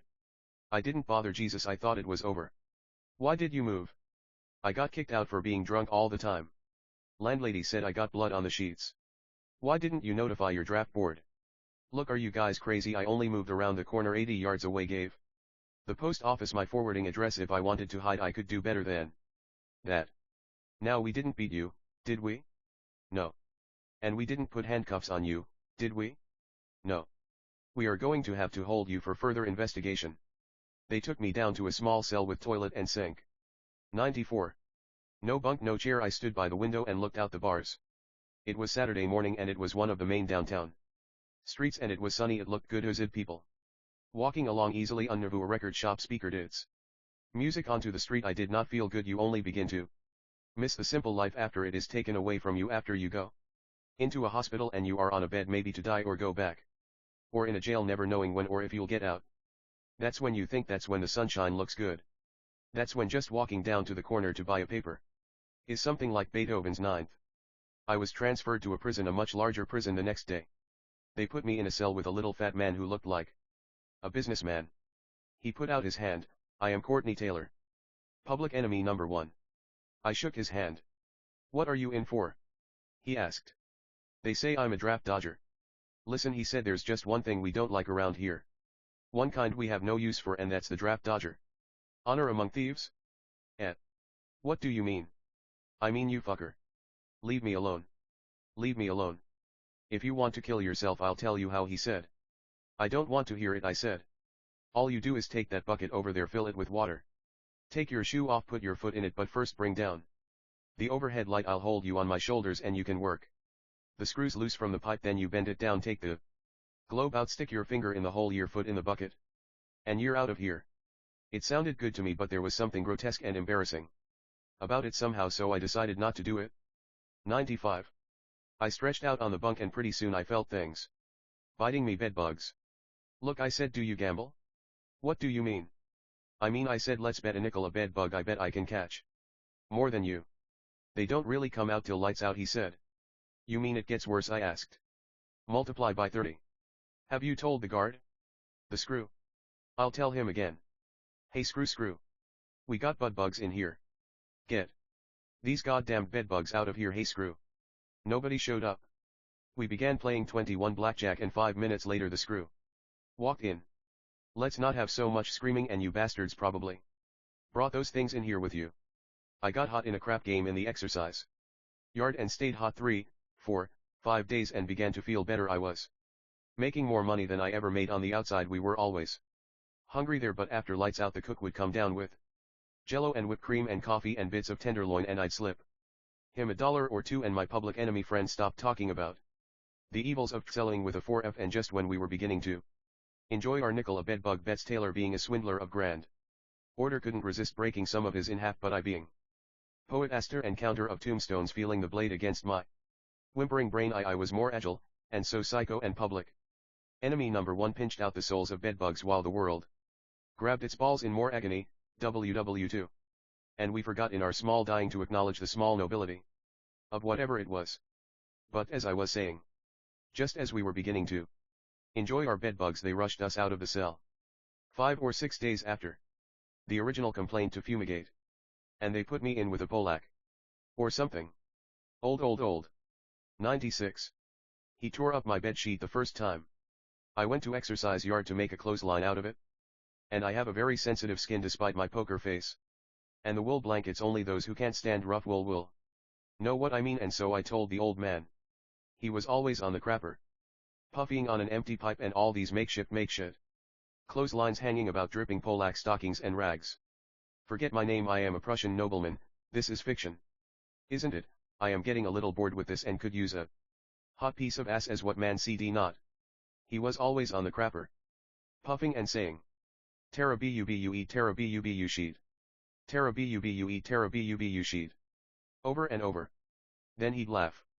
He was telling me the facts of life, but all I could feel, as the bluebirds were driven away from the white cliffs of Dover, was that wool blanket against me all and everywhere. Listen you old fuck, I told him, I've killed 2 men already. And I'd just as soon kill you as scratch my ass. And the old idiot just laughed at me, and for a moment I saw it. It was possible, why not my hands about that wrinkled morgue of flesh. Who says you can't kill what's already dead? The eyes pop out. The tongue, the lungs reach for air like kittens chasing a roll of yarn, but it was too ugly. I don't think what got those in crime and punishment was that a single man could not judge what to eradicate, but that he could and knew it, and it was easier to turn it over to God, because you would finally have to eradicate everything including self, though you usually began with self, and by eradicating self you eradicated the rest, and that would make God a failure, and that would not do, because if you eliminate God, you have to come down to self, and self built in 20 or 30 or 60 years cannot match a 2,000-year backlog of root and tradition. And so Dos did the wise thing in admitting that he could be wrong, although he felt right, and I let the old man shit and spew Tara bubu and slept in wool blankets. They broke up the crap game from the tower. The screw pointed his MG down. 97. The guy with the dice was taking too big a chunk from each pot, and the losers were getting hot. I guess I should have said it to the old man that way, but one guy said to the furnisher of dice, don't put your hand in there again until I tell you to. And that was that, until the screw got busy pointed his steel nose. They came back for me and put me in some kind of room. They were making out a report. They asked me how to spell some words, like end ranch and so forth. I had a long red beard by then. And they asked me why. And I said, have you ever had the end cell where they pass out one razor blade at the first cell, and that same razor blade is used by the last man in the last cell? And have you ever celled with an old man whose only joy in life is eating and shitting and shaving, and would you take 1/3 of his joy by taking the blade and shaving first? Besides, I use this red beard to fight the wool blankets with. I believe the kid is psycho, one of them said. Anyhow, 3 or 4 days later, they let me out. Only first I had to go through another physical for the army. But once again, I couldn't get past the CK. And that same day, when they let me out, even before I tried to get a room, I lay down in that park outside the Philly Library. I got on my back and I felt little grass bugs crawling upon me, and I let them crawl. They were beautifully clean. And I let the clouds come down into my head, but the sky was a bad color, it hurt my eyes, it was all not good. I began to fill up with sadness. And I heard some girls come by, talking and laughing, and one of them tripped over my ankle. 98. And she said ooh, and then laughed. And I glared up at them out of my red wool beard, and one of them said, oh, I want him. And then I fell back and went back to the clouds. Until later, clambering up out of the misery of the tomb, I sat upon a park bench watching traffic go by. And then it came a long caravan of trucks, filled with good young soldiers who only wanted to live. And I was young and watching, and for a moment I loved them, the crowd. But once again they turned on me, and from the first truck came a hissing and a cursing, and then a booing, a racket of vile hate. They wanted me with them, and the whole avenue filled with hot sound. And more trucks came by slowly, and it was an opera. It was an opera of condemnation, but I had not wanted war, never will end. The gods, the dice had been good, and I waved an arm and smiled. Somebody screamed, you bastard, get off your dead ass. But I did not. I watched them go where they were going. I imagine the one who fainted, he was in there too. We were all very young. I was young, they were young. But I imagine war being swine, mob being swine. I was not as young as they. 99. Ants. I used to be a great traveler, even without money. Some cities I'd say in 2 weeks, some 3 days. For years I went through the cities, sometimes coming up against the same one 2 or 3 times. Now I'm here, not only the same city, the same apartment, for 10 years. 10 years. The last person in here before me was crazy. They carried her off, screaming, in a big white sheet, and I moved in. It's alright, there have been various jobs, various women, various ways one bungles through, it seems. But it's the ants here. The ants here are crazy. They keep building nests in the bathtub drain, in the water basin drain, It's delicious and sanitary and ugly. I turn on the hot water tap. And watch them go spinning to it. Burning drowning hell. It's neat. But they keep coming back. More and more ants. The ants come back faster than the women. Today I was about to do in a new batch, both tub and water basin. The phone rang. It was my friend Danny. He said, "Listen, you are the only real man I know. I'm going to kill myself." "Go," I said, "ahead." "She left me," he said, "she left me like that. Hardly any notice, I really loved her." He began to cry. 100. "Listen," I said, "meeting a bitch is an accident. Having one leave you is a basic reality. Be glad you're coming up against basic reality." "Thanks," he said, sobbing, and hung up. I went back to the ants and turned on both water taps at once. I burned and drowned them good. Then the phone rang. "Listen," he said, "I'm going to do it. I'm really going to do it." I hung up. 101. He wrote in lonely blood. Sitting here. Typing. At a friend's house. I find a black book by the typer. Jeffers, Be Angry at the Sunday. I think of Jeffers often. Of his rocks and his hawks and his isolation. Jeffers was a real loner. Yes, he had to write. I try to think of loners who don't break out. At all. In any fashion. And I think, no, that's not strong. Somehow, that's dead. Jeffers was alive and a loner and he made his statements. His rocks and his hawks and his isolation. Counted. He wrote in lonely blood. A man trapped in a corner. But what a corner. Fighting down to the last mark. "I've built my rock," he sent the message to the lovely girl who came to his door. "You go build yours." This was the same girl who had screwed Ezra. And she wrote me that Jeffers sent her away. Like that. Be angry at the sun. Jeffers was a rock who was not dead. His book sits to my left now as I type. I think of all his people crashing down. Hanging themselves, shooting themselves.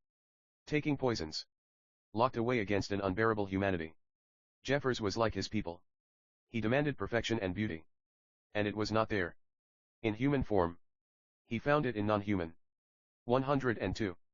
Forms. I've run out of non-human forms. I'm angry at Jeffers. No. I'm not. And if the girl comes to my door, I'll send her away too. After all. Who wants to follow old? Easy. 103. 6 Chink fishermen. The other night. Under a new moon. With the cuckoo clocks wound tight. They stopped 6 Chinese fishermen. On Skidrow. San Pedro. With $28 million worth of shit in their boots. They say it was an old dwarf. On a houseboat. Who painted butterflies. On the sleeping body of his wife. In their pitiful dream. Artists, they say, sell out cheapest and most quickly. Meanwhile, a fat man in Hong Kong, hearing, decided to do away with art. And, while irritated, just to make Mr. Justice soil his new clean sheets, he dialed a number and arranged the assassination of the next to last American hero. 104. Burning. And the pleasures of the past. Remembering the Goose Girl at Hollywood Park. 1950. Red coats and trumpets. And faces cut with knives and mistakes. I am ready for the final retreat. I have an old-time kerosene burner. Candles, 22 cans of camel soup. And an 80-year-old uncle in And Ranch, Germany. Who was once the burgermeister of that town I was born in. So long ago. I ache all over with the melody of pain. And people knock at my door. Come in and drink with me. And talk. But they don't realize I've quit. Have cleaned up the kitchen.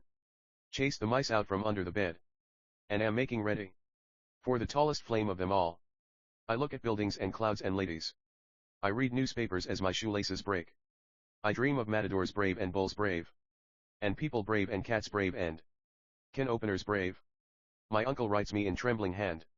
How is your little girl? And is your health good? You didn't answer my last letter. Dear Uncle Heinrich, I answer. My little girl is very clever and pretty and also good. I hope that you are. 105. Happy and well. I enclose a photo of Marina. Answer when you are able. Things here are the same as they have always been. Love. Henry. 106. A sound in the brush. The sorrow of Cybele. Friend. As he turned at a sound in the brush. And was bayoneted. By a man 5 feet tall who didn't even know his name. Who then sliced his jugular vein. Took the gold from his teeth. Both ears. Then opened his wallet. And tore up the photo of a soft-faced girl named, simply, Laura. Who was waiting in Kansas City. For an earless, tooth-ravished, bloody Cybele. Who just happened to die a little earlier than most of the rest of us. Also for cause unknown. 107. The wild. Once in lockup, being fingerprinted and photographed, all that. I dropped ashes from my cigarette on the floor. And the cop got mad, he said. By God, where the hell do you think you are?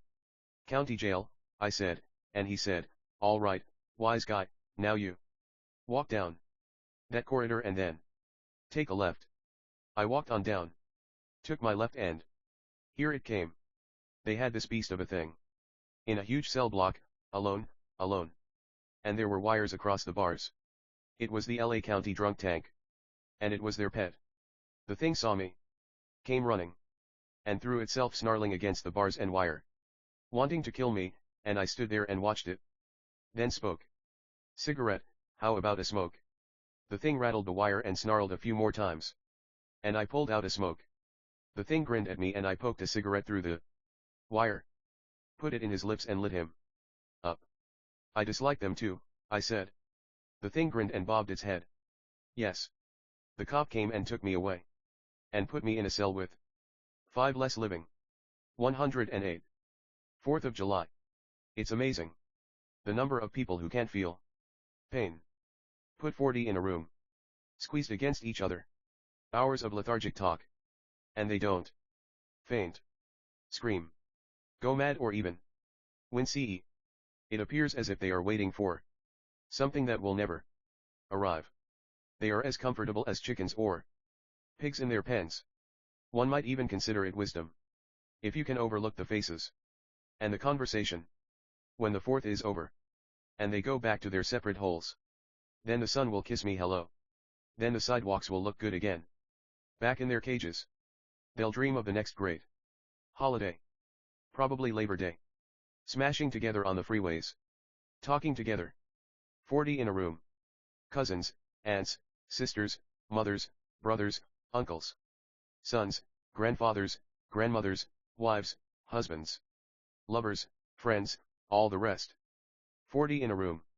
Talking about nothing. Talking about themselves. 109. Carnival. He got drunk and went to sleep. In his bed. And the fire started. And he laid in there. Burning. Until a friend in the next room smelled it. And ran in. And tried to pull him out of the fire. By his arms. And the skin rolled right off the arms. And he had to grab again. Deeper. Near the bone. And he got him out and up. And the guy started screaming. And running blind. He hit some walls. Finally made 2 doorways. And with half a dozen men trying to hold him, he broke free. And ran into the yard. Screaming. Still running. He ran right into some barbed wire. And tangled in the barbed wire. Screaming. And they had to go up. And get him loose. From the wire. He lived for 3 nights and 3 days. Drinking and smoking are bad for the health. 110. 99 degrees. September after Labor Day. 99 degrees in Burbank, California. I am looking at a fly. A small brown fly on a yellow curtain. The Mexicans would be wise enough to sleep under trees on a day like this. But Americans are stricken with ambition. They will survive as powerful and unhappy neurotics. Right now my tax money is dropping bombs on starving people in Asia. As I fight the small fly that has arrived from the curtain by my elbow. I swing and miss the fly. Neurotic American me. The boys who pilot those planes are nice boys, gentle. They kill apathetically. With honor and grace. Without hate. I know one, he is now a prof who teaches American literature at a university in Oregon. I've been drunk with him and his wife, several times. So he teaches me. That's nice. 99 degrees in Burbank. And as I sit here, any number of things are happening. Mostly unhappy things. Like swearing mechanics with hangovers climbing under cars. And drunken dentists pulling teeth and cursing. And bald-headed surgeons making too much of a mess. And the editor of Time magazine backing his car out of the driveway. After an argument with his wife. It's 99 degrees in Burbank. And there's a jet overhead. I don't think it will bomb me. Those Asians don't have enough tax money. The only clever Asians are the ones who claim they are supremely blessed, speak good English, grow great thick beards plus a heavenly smile topped by 111 shining eyes and charge $4 admit at the shrine to teach placidity and non-ambition, and screw half the intellectual girls in the city. It's 99 degrees in Burbank. And those who will survive will survive. And those who will die will die. And most will dry up and look like toads eating hamburger sandwiches at noon. I don't know what to do. Send money and the way. Be kind to me. I like it. Effortless, sweet, and easy, remember. I never bombed anybody, I can't even kill this fly. 112. Happy New Year. I have them timed. First the nurse will arrive in her nice yellow automobile 4:10 p.m. She always shows me a lot of leg and I always look. Then think. Keep your leg, baby. Then, after that, there's the man who arrives and takes his bulldog out to crap. About the time I'm out to mail my letters. We test each other. Never speak. I live without working. He works without living. I can see us someday battling on his front lawn. He screaming, you bum. And myself screaming back, lackey, slave. As his bulldog chews my leg. And the neighbors pelt me with stones. I guess I better get interested in Mexican jumping beans and the Rose Bowl parade. 113. The shoelace. A woman, tire that's flat, disease, desire, fears in front of you. Fears that hold so still. You can study them. Like pieces on a chessboard. It's not the large things that send a man to the madhouse. Death he's ready for, or murder, incest, robbery, fire, flood. No, it's the continuing series of small tragedies that send a man to the madhouse. Not the death of his love, but a shoelace that snaps with no time left. The dread of life is that swarm of trivialities that can kill quicker than cancer, and which are always there. License plates or taxes, or expired driver's license, or hiring or firing, doing it or having it done to you, or constipation, speeding tickets, rickets or crickets or mice or termites or roaches or flies or a broken hook on a screen, or out of gas, or too much gas. The sink stopped up, the landlord's drunk, the president doesn't care and the governor's crazy. Light switch broken, mattress like a porcupine. $105 for a tune-up, carburetor and fuel pump at Sears Roebuck. 114. And the phone bill's up and the market's down. And the toilet chain is broken. And the light has burned out. The hall light, the front light, the back light. The inner light, it's darker than hell. And twice as expensive. Then there's always crabs and ingrown toenails. And people who insist they're your friends. There's always that and worse. Leaky faucet, Christ, and Christmas. Blue salami, 9-day rains. 50-cent avocados. And purple liverwurst. Or making it as a waitress at Norm's on the split shift. Or as an emptier of bedpans. Or as a car wash or a busboy. Or a stealer of old ladies' purses. Leaving them screaming on the sidewalks. With broken arms at the age of 80. Suddenly. 2. Red lights in your rearview mirror. And blood in your underwear. Toothache, and $979 for a bridge. $300 for a gold tooth. And China and Russia and America, and long hair and short hair and no hair and beards and no 115 faces, and plenty of zigzag but no pot, except maybe one to piss in and the other one around your gut. With each broken shoelace. Out of 100 broken shoelaces. One man, one woman, one thing enters a madhouse. So be careful. When you bend over. 116. Chilled green. What is it? An old woman, fat, yellow dress. Torn stockings. Sitting on the curbing. With a little boy. 98 degrees at 3 in the afternoon. It seems obscene. But look, they are calm. Almost happy. They eat the green jello. And the red roses shine. 117. Life. To be eaten by a hog with bad breath. As the lemons swing in the wind. Yellow and ours. 118. 3. Lovers everywhere. Clutch like asparagus. Leaves? American Matador. Of course, he still gets his choice. After the bullfights. But like with any other man. The special one comes along. You can feel it in the stomach. When they get you there.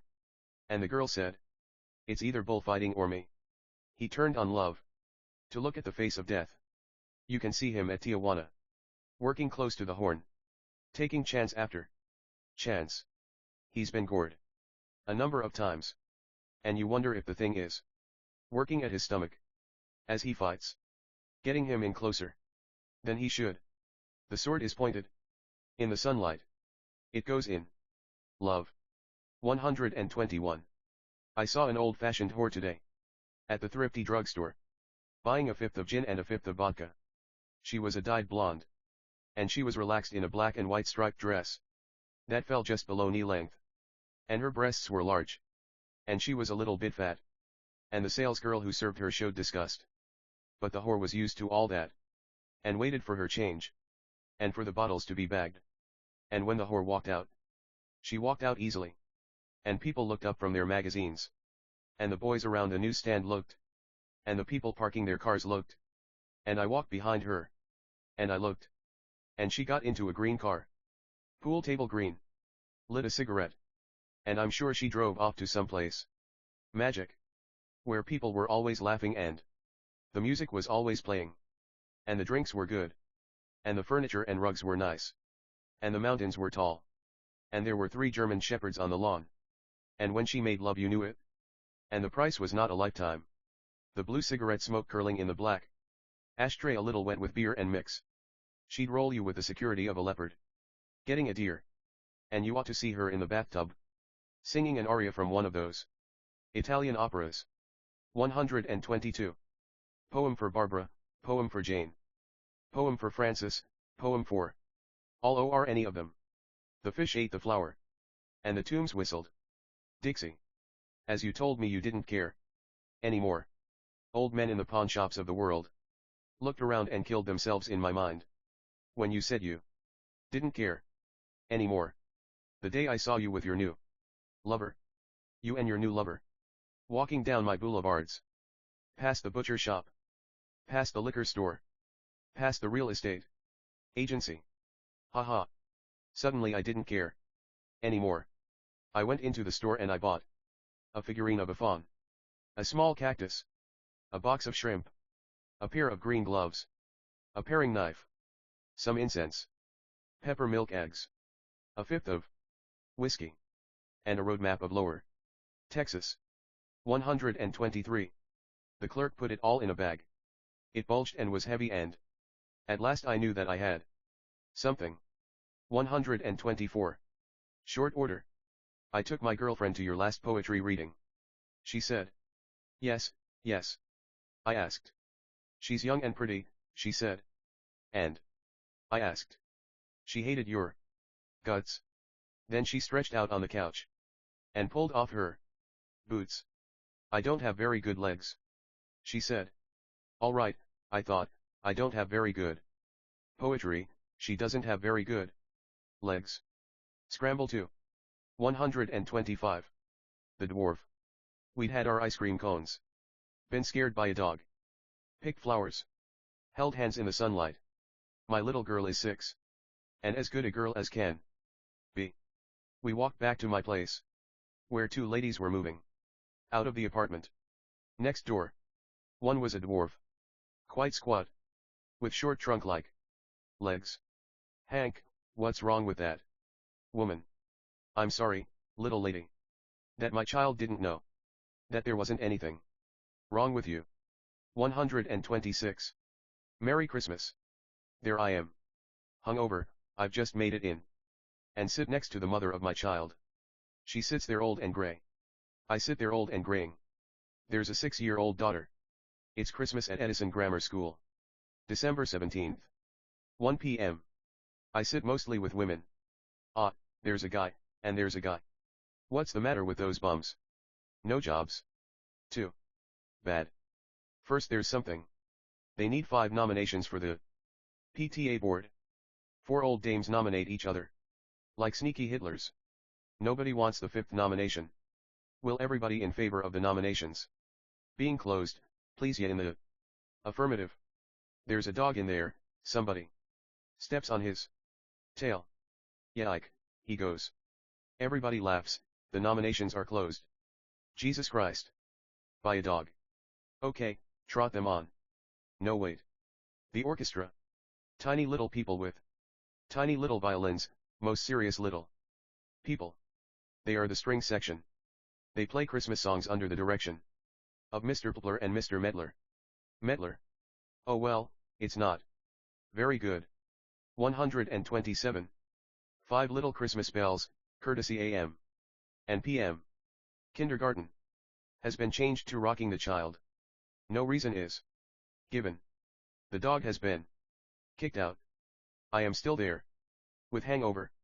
Next the kindergarten sing jingle bells they've been taught by Mrs. Bowers, Miss Lemon, Miss Lieberman. I check my program. How much longer?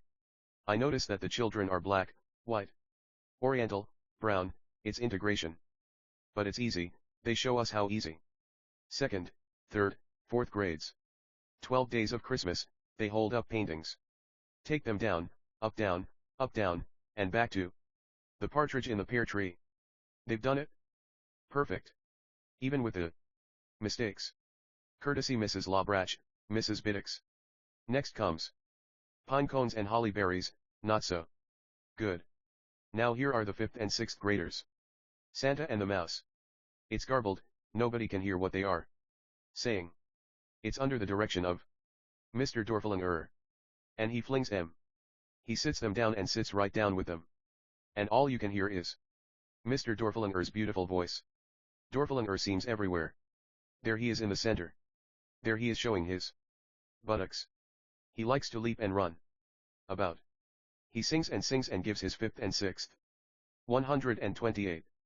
Graders the minor parts to back his singular chorus. I try to force myself to get jealous of Dorfelinger but I can't.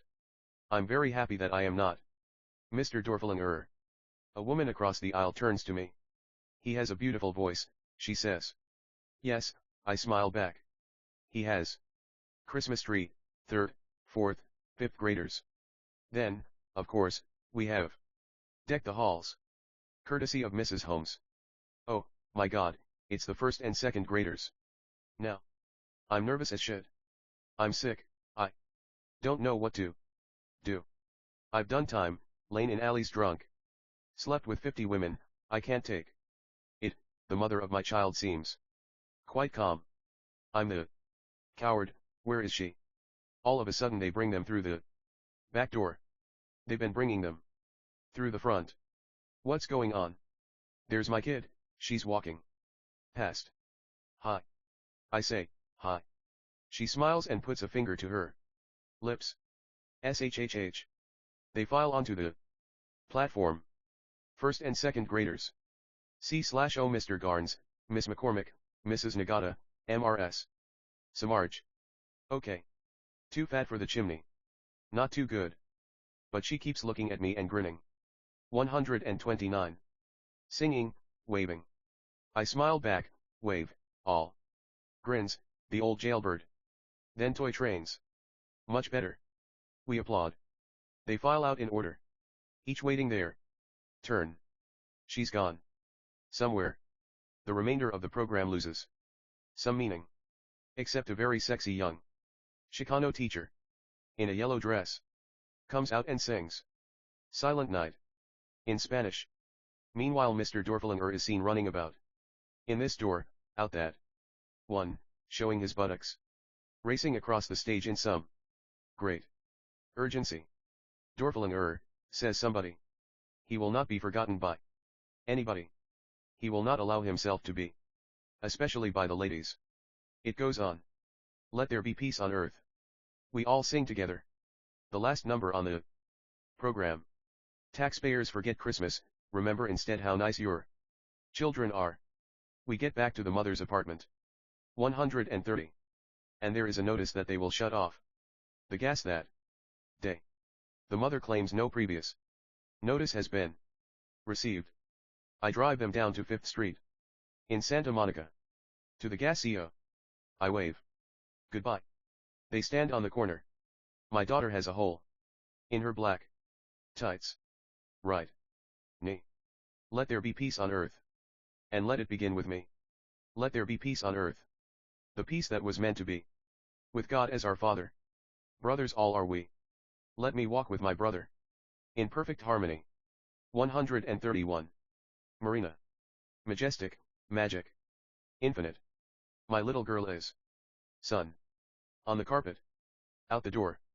Picking a flower, ha. An old man. Battle wrecked. Emerges from his chair. And she looks at me. But only sees. Love. Ha, and I become. Quick with the world. And love right back. Just like I was meant. To do. 132. One with Dante. I have lost it in Paradise Valley. With 4 women sitting in a kitchen. Talking and laughing about men and love and life and sex. I have lost it in Paradise Valley. I have lost the word and the way and the light. 4 women sitting in the kitchen. Drinking gallons of coffee, and now. I sit in front of a window. Looking at the desert. One with Dante. I wonder what the Paradise Valley ladies want. These 3 sisters and a friend. Through this small window. I see children, dogs, cattle, horses, flies, sand. Chickens, ducks. I hear the names of men now from the kitchen. And the girls laugh, and I wonder, what am I doing here?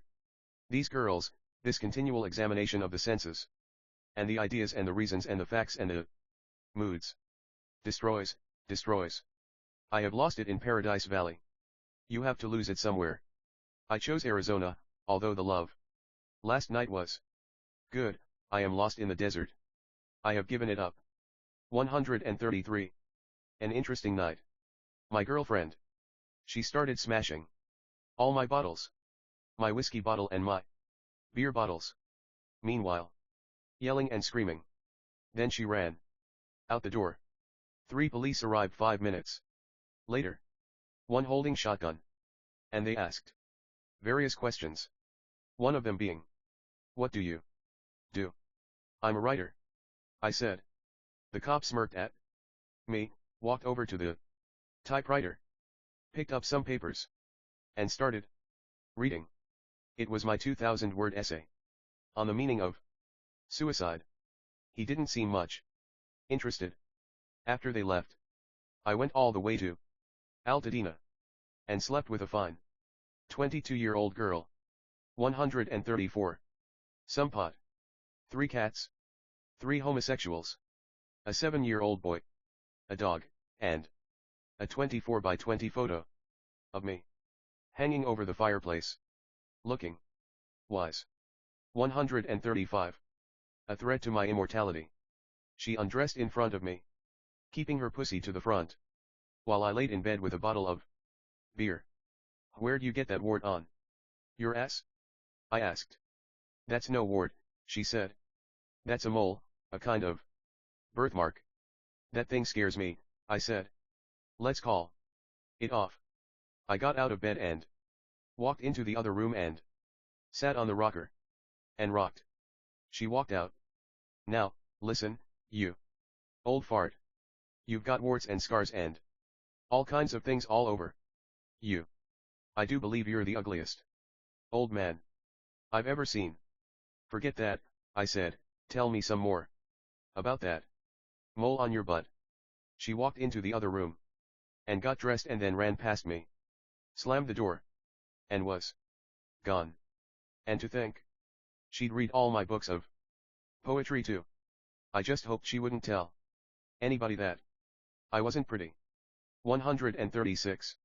Climax. I was somewhere in Europe. Act 2, Scene 2. Siegfried. The whole building shook. There was flame. World ending. Bodies hurled through air. Like mad. Clowns. The orchestra quit playing. It's the bomb. The bomb, somebody screamed.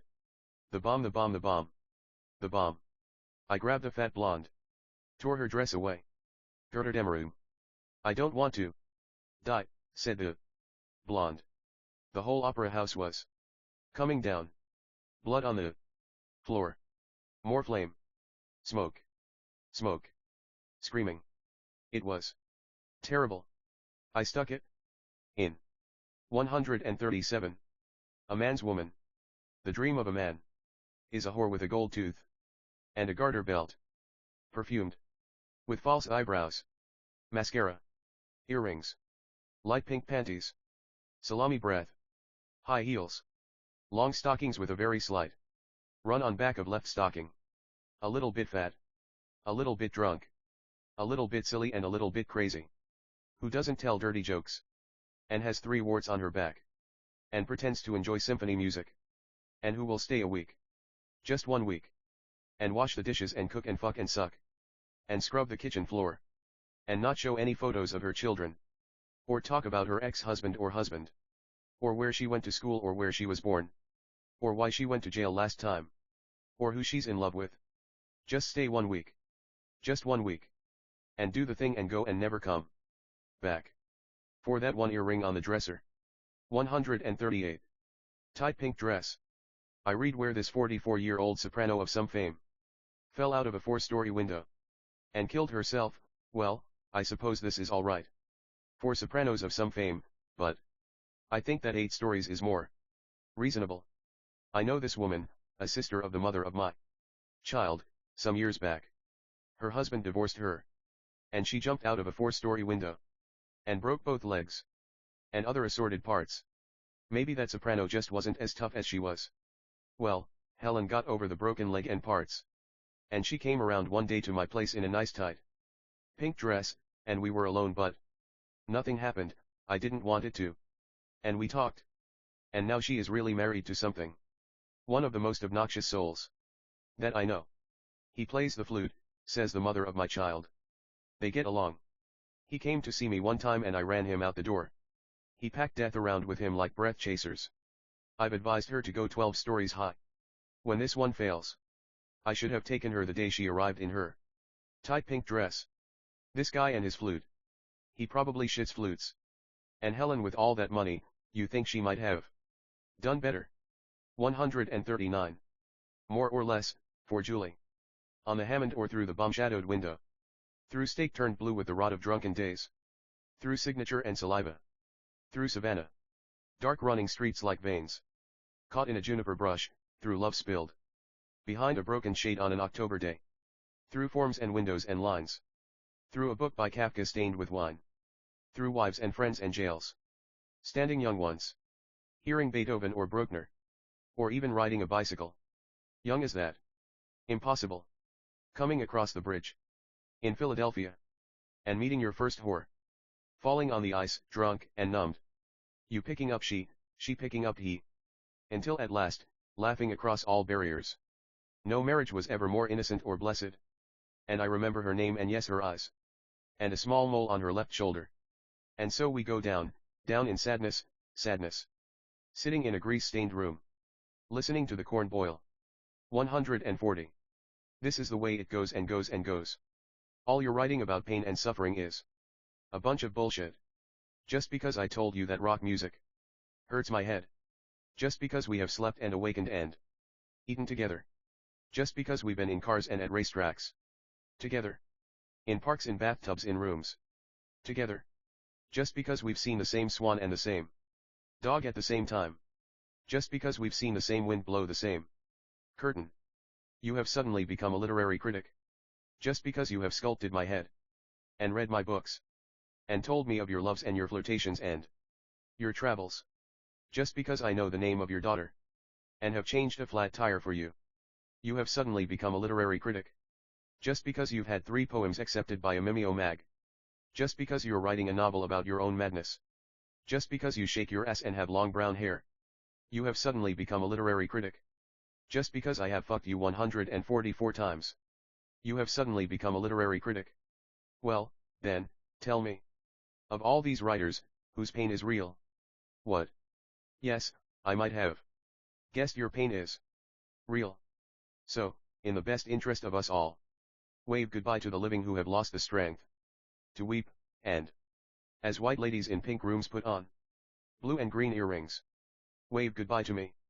141. Left with the dog. Men in white t-shirts, unbothered by life, are walking their dogs outside. As I watch a professional basketball game on TV, and I have no interest in who will win, but I do notice a lady in the grandstand crossing her legs. My editor phoned me last night at 10:15 p.m. and found me asleep.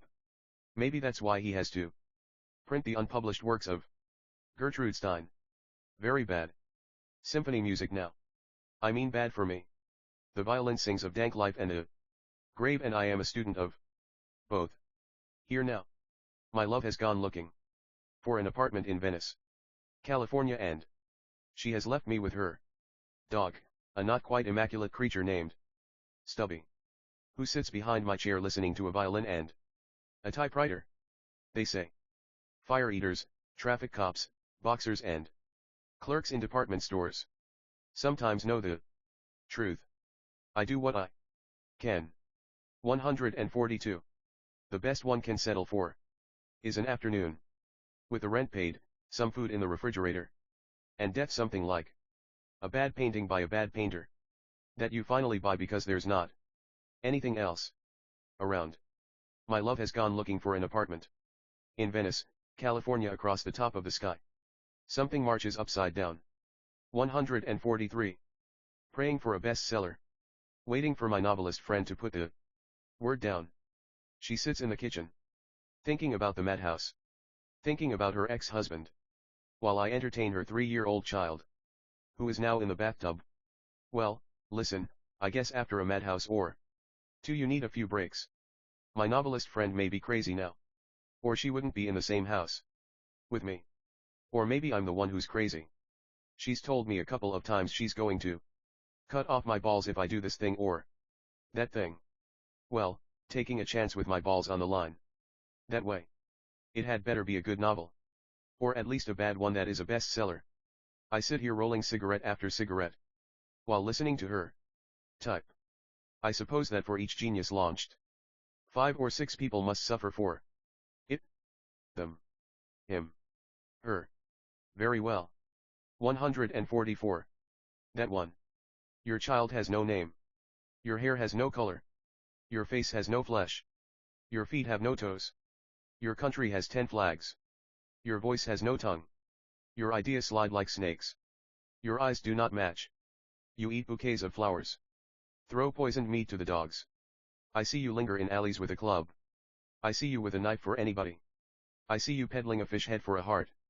And when the sun comes churning down, you'll come walking in from the kitchen, with a drink in your hand, humming the latest tune, and smiling at me in your red tight dress. Extraordinary.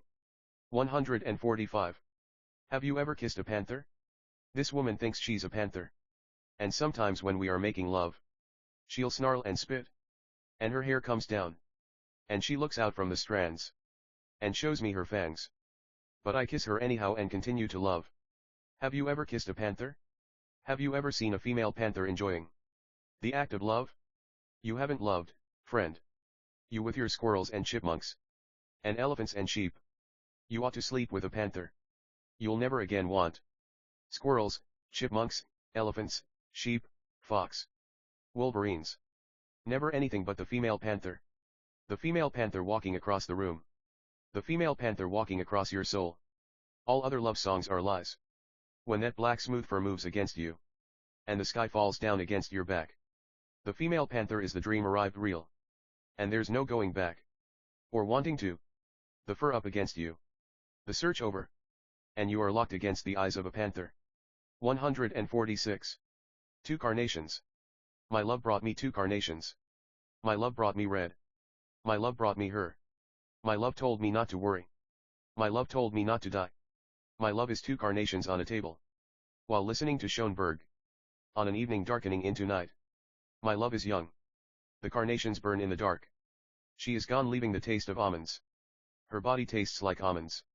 Two carnations burning red. As she sits far away. Now dreaming of China dogs. Tinkling through her fingers. My love is 10,000 carnations burning. My love is a hummingbird sitting that quiet moment. On the bough. As the cat. Crouches.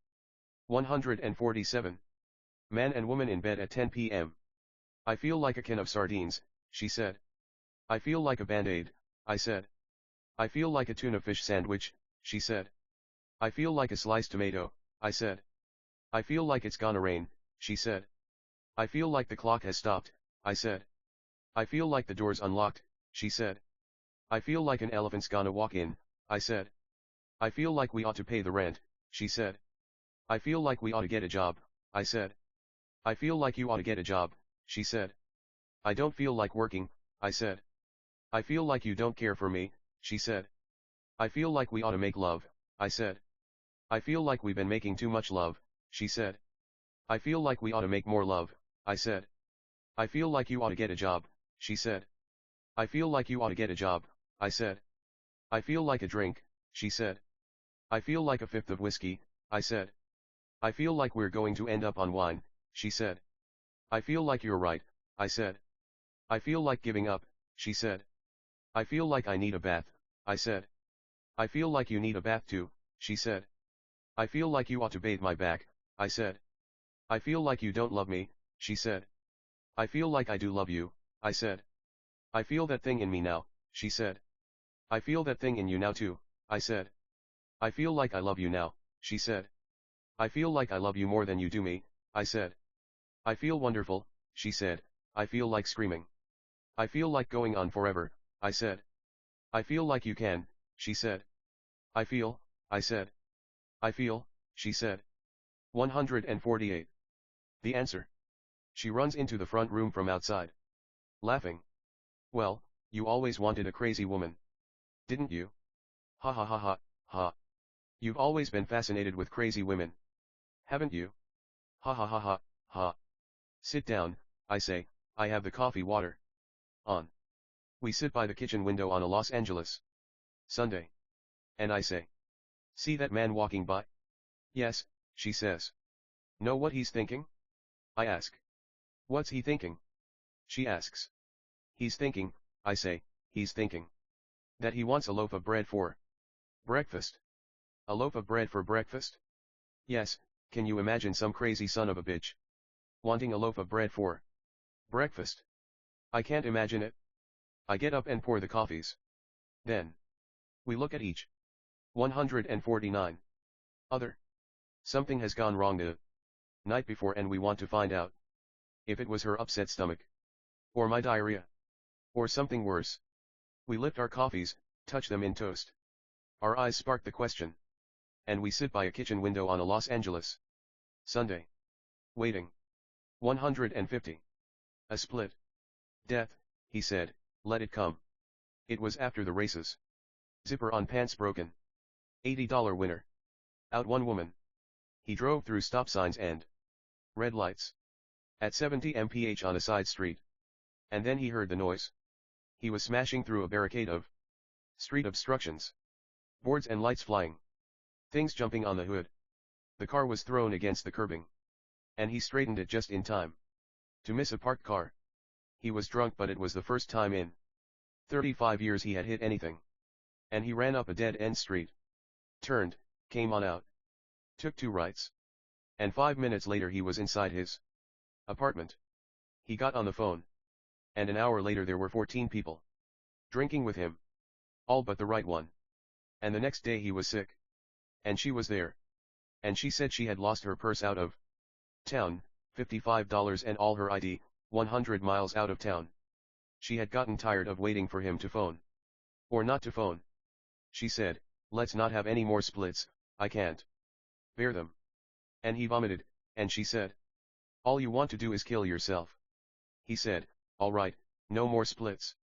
But he knew it would happen again and again. right down to the last split.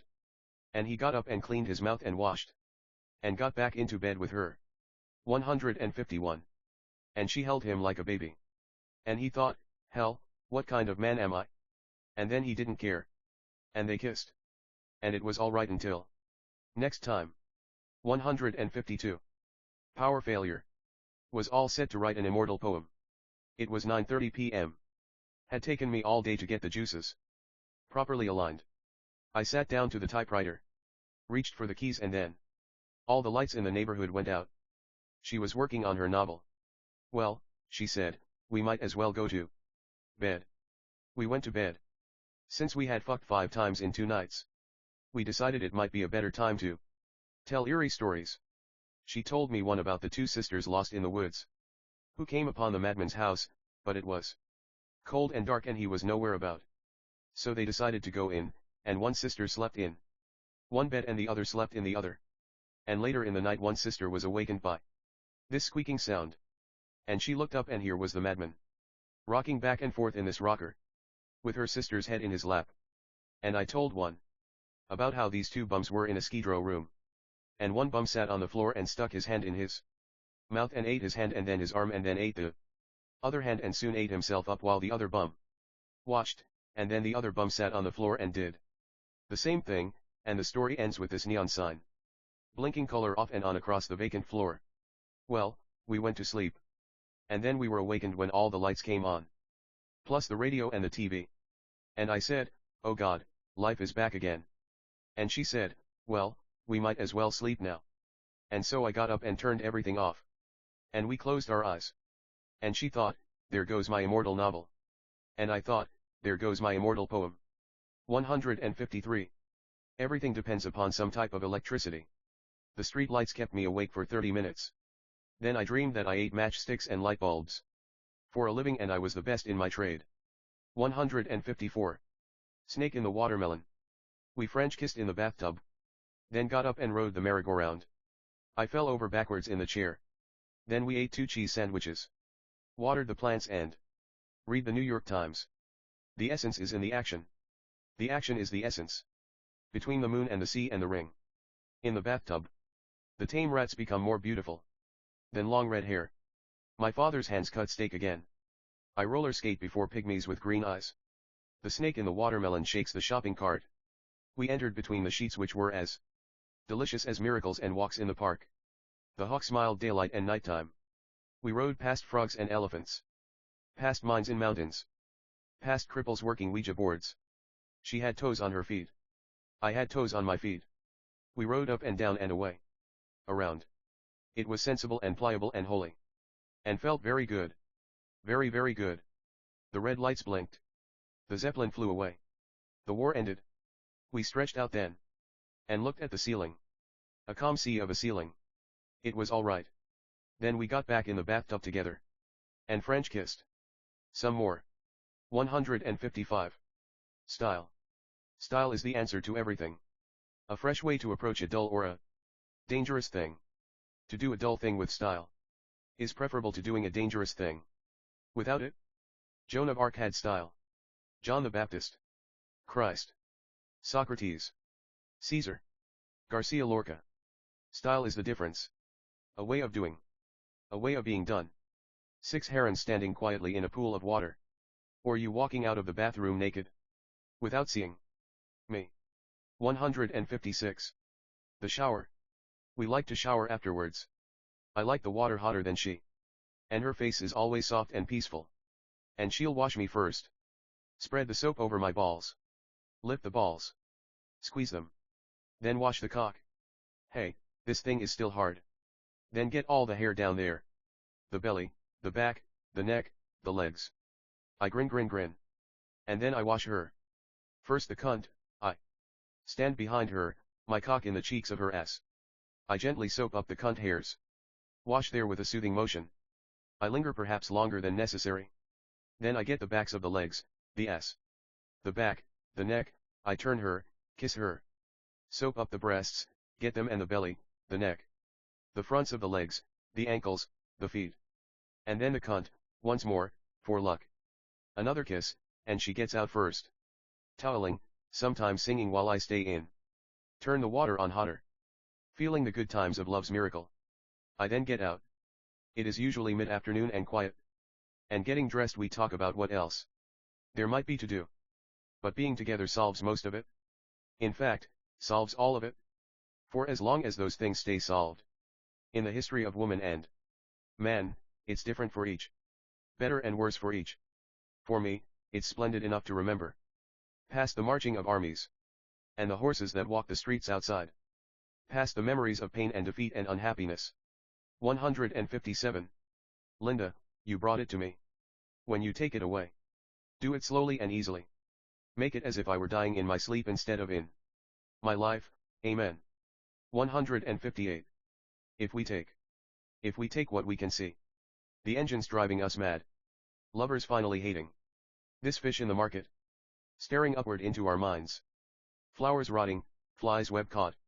Riots, roars of caged lions. Clowns in love with dollar bills. Nations moving people like pawns. Daylight thieves with beautiful. Nighttime wives and wines. The crowded jails. The commonplace unemployed. Dying grass, 2-bit fires. Men old enough to love the grave. These things, and others, in content. Show life swinging on a rotten axis. But they've left us a bit of music. And a spiked show in the corner. A jigger of scotch, a blue necktie. A small volume of poems by Rimbaud. A horse running as if the devil were twisting his tail. Over bluegrass and screaming, and then love again. Like a streetcar turning the corner. On time. The city waiting. The wine and the flowers. The water walking across the lake. And summer and winter and summer and summer. And winter again. 159. About the author. Charles Bukowski is one of America's best-known contemporary writers of poetry and prose, and, many would claim, its most influential. An imitated poet.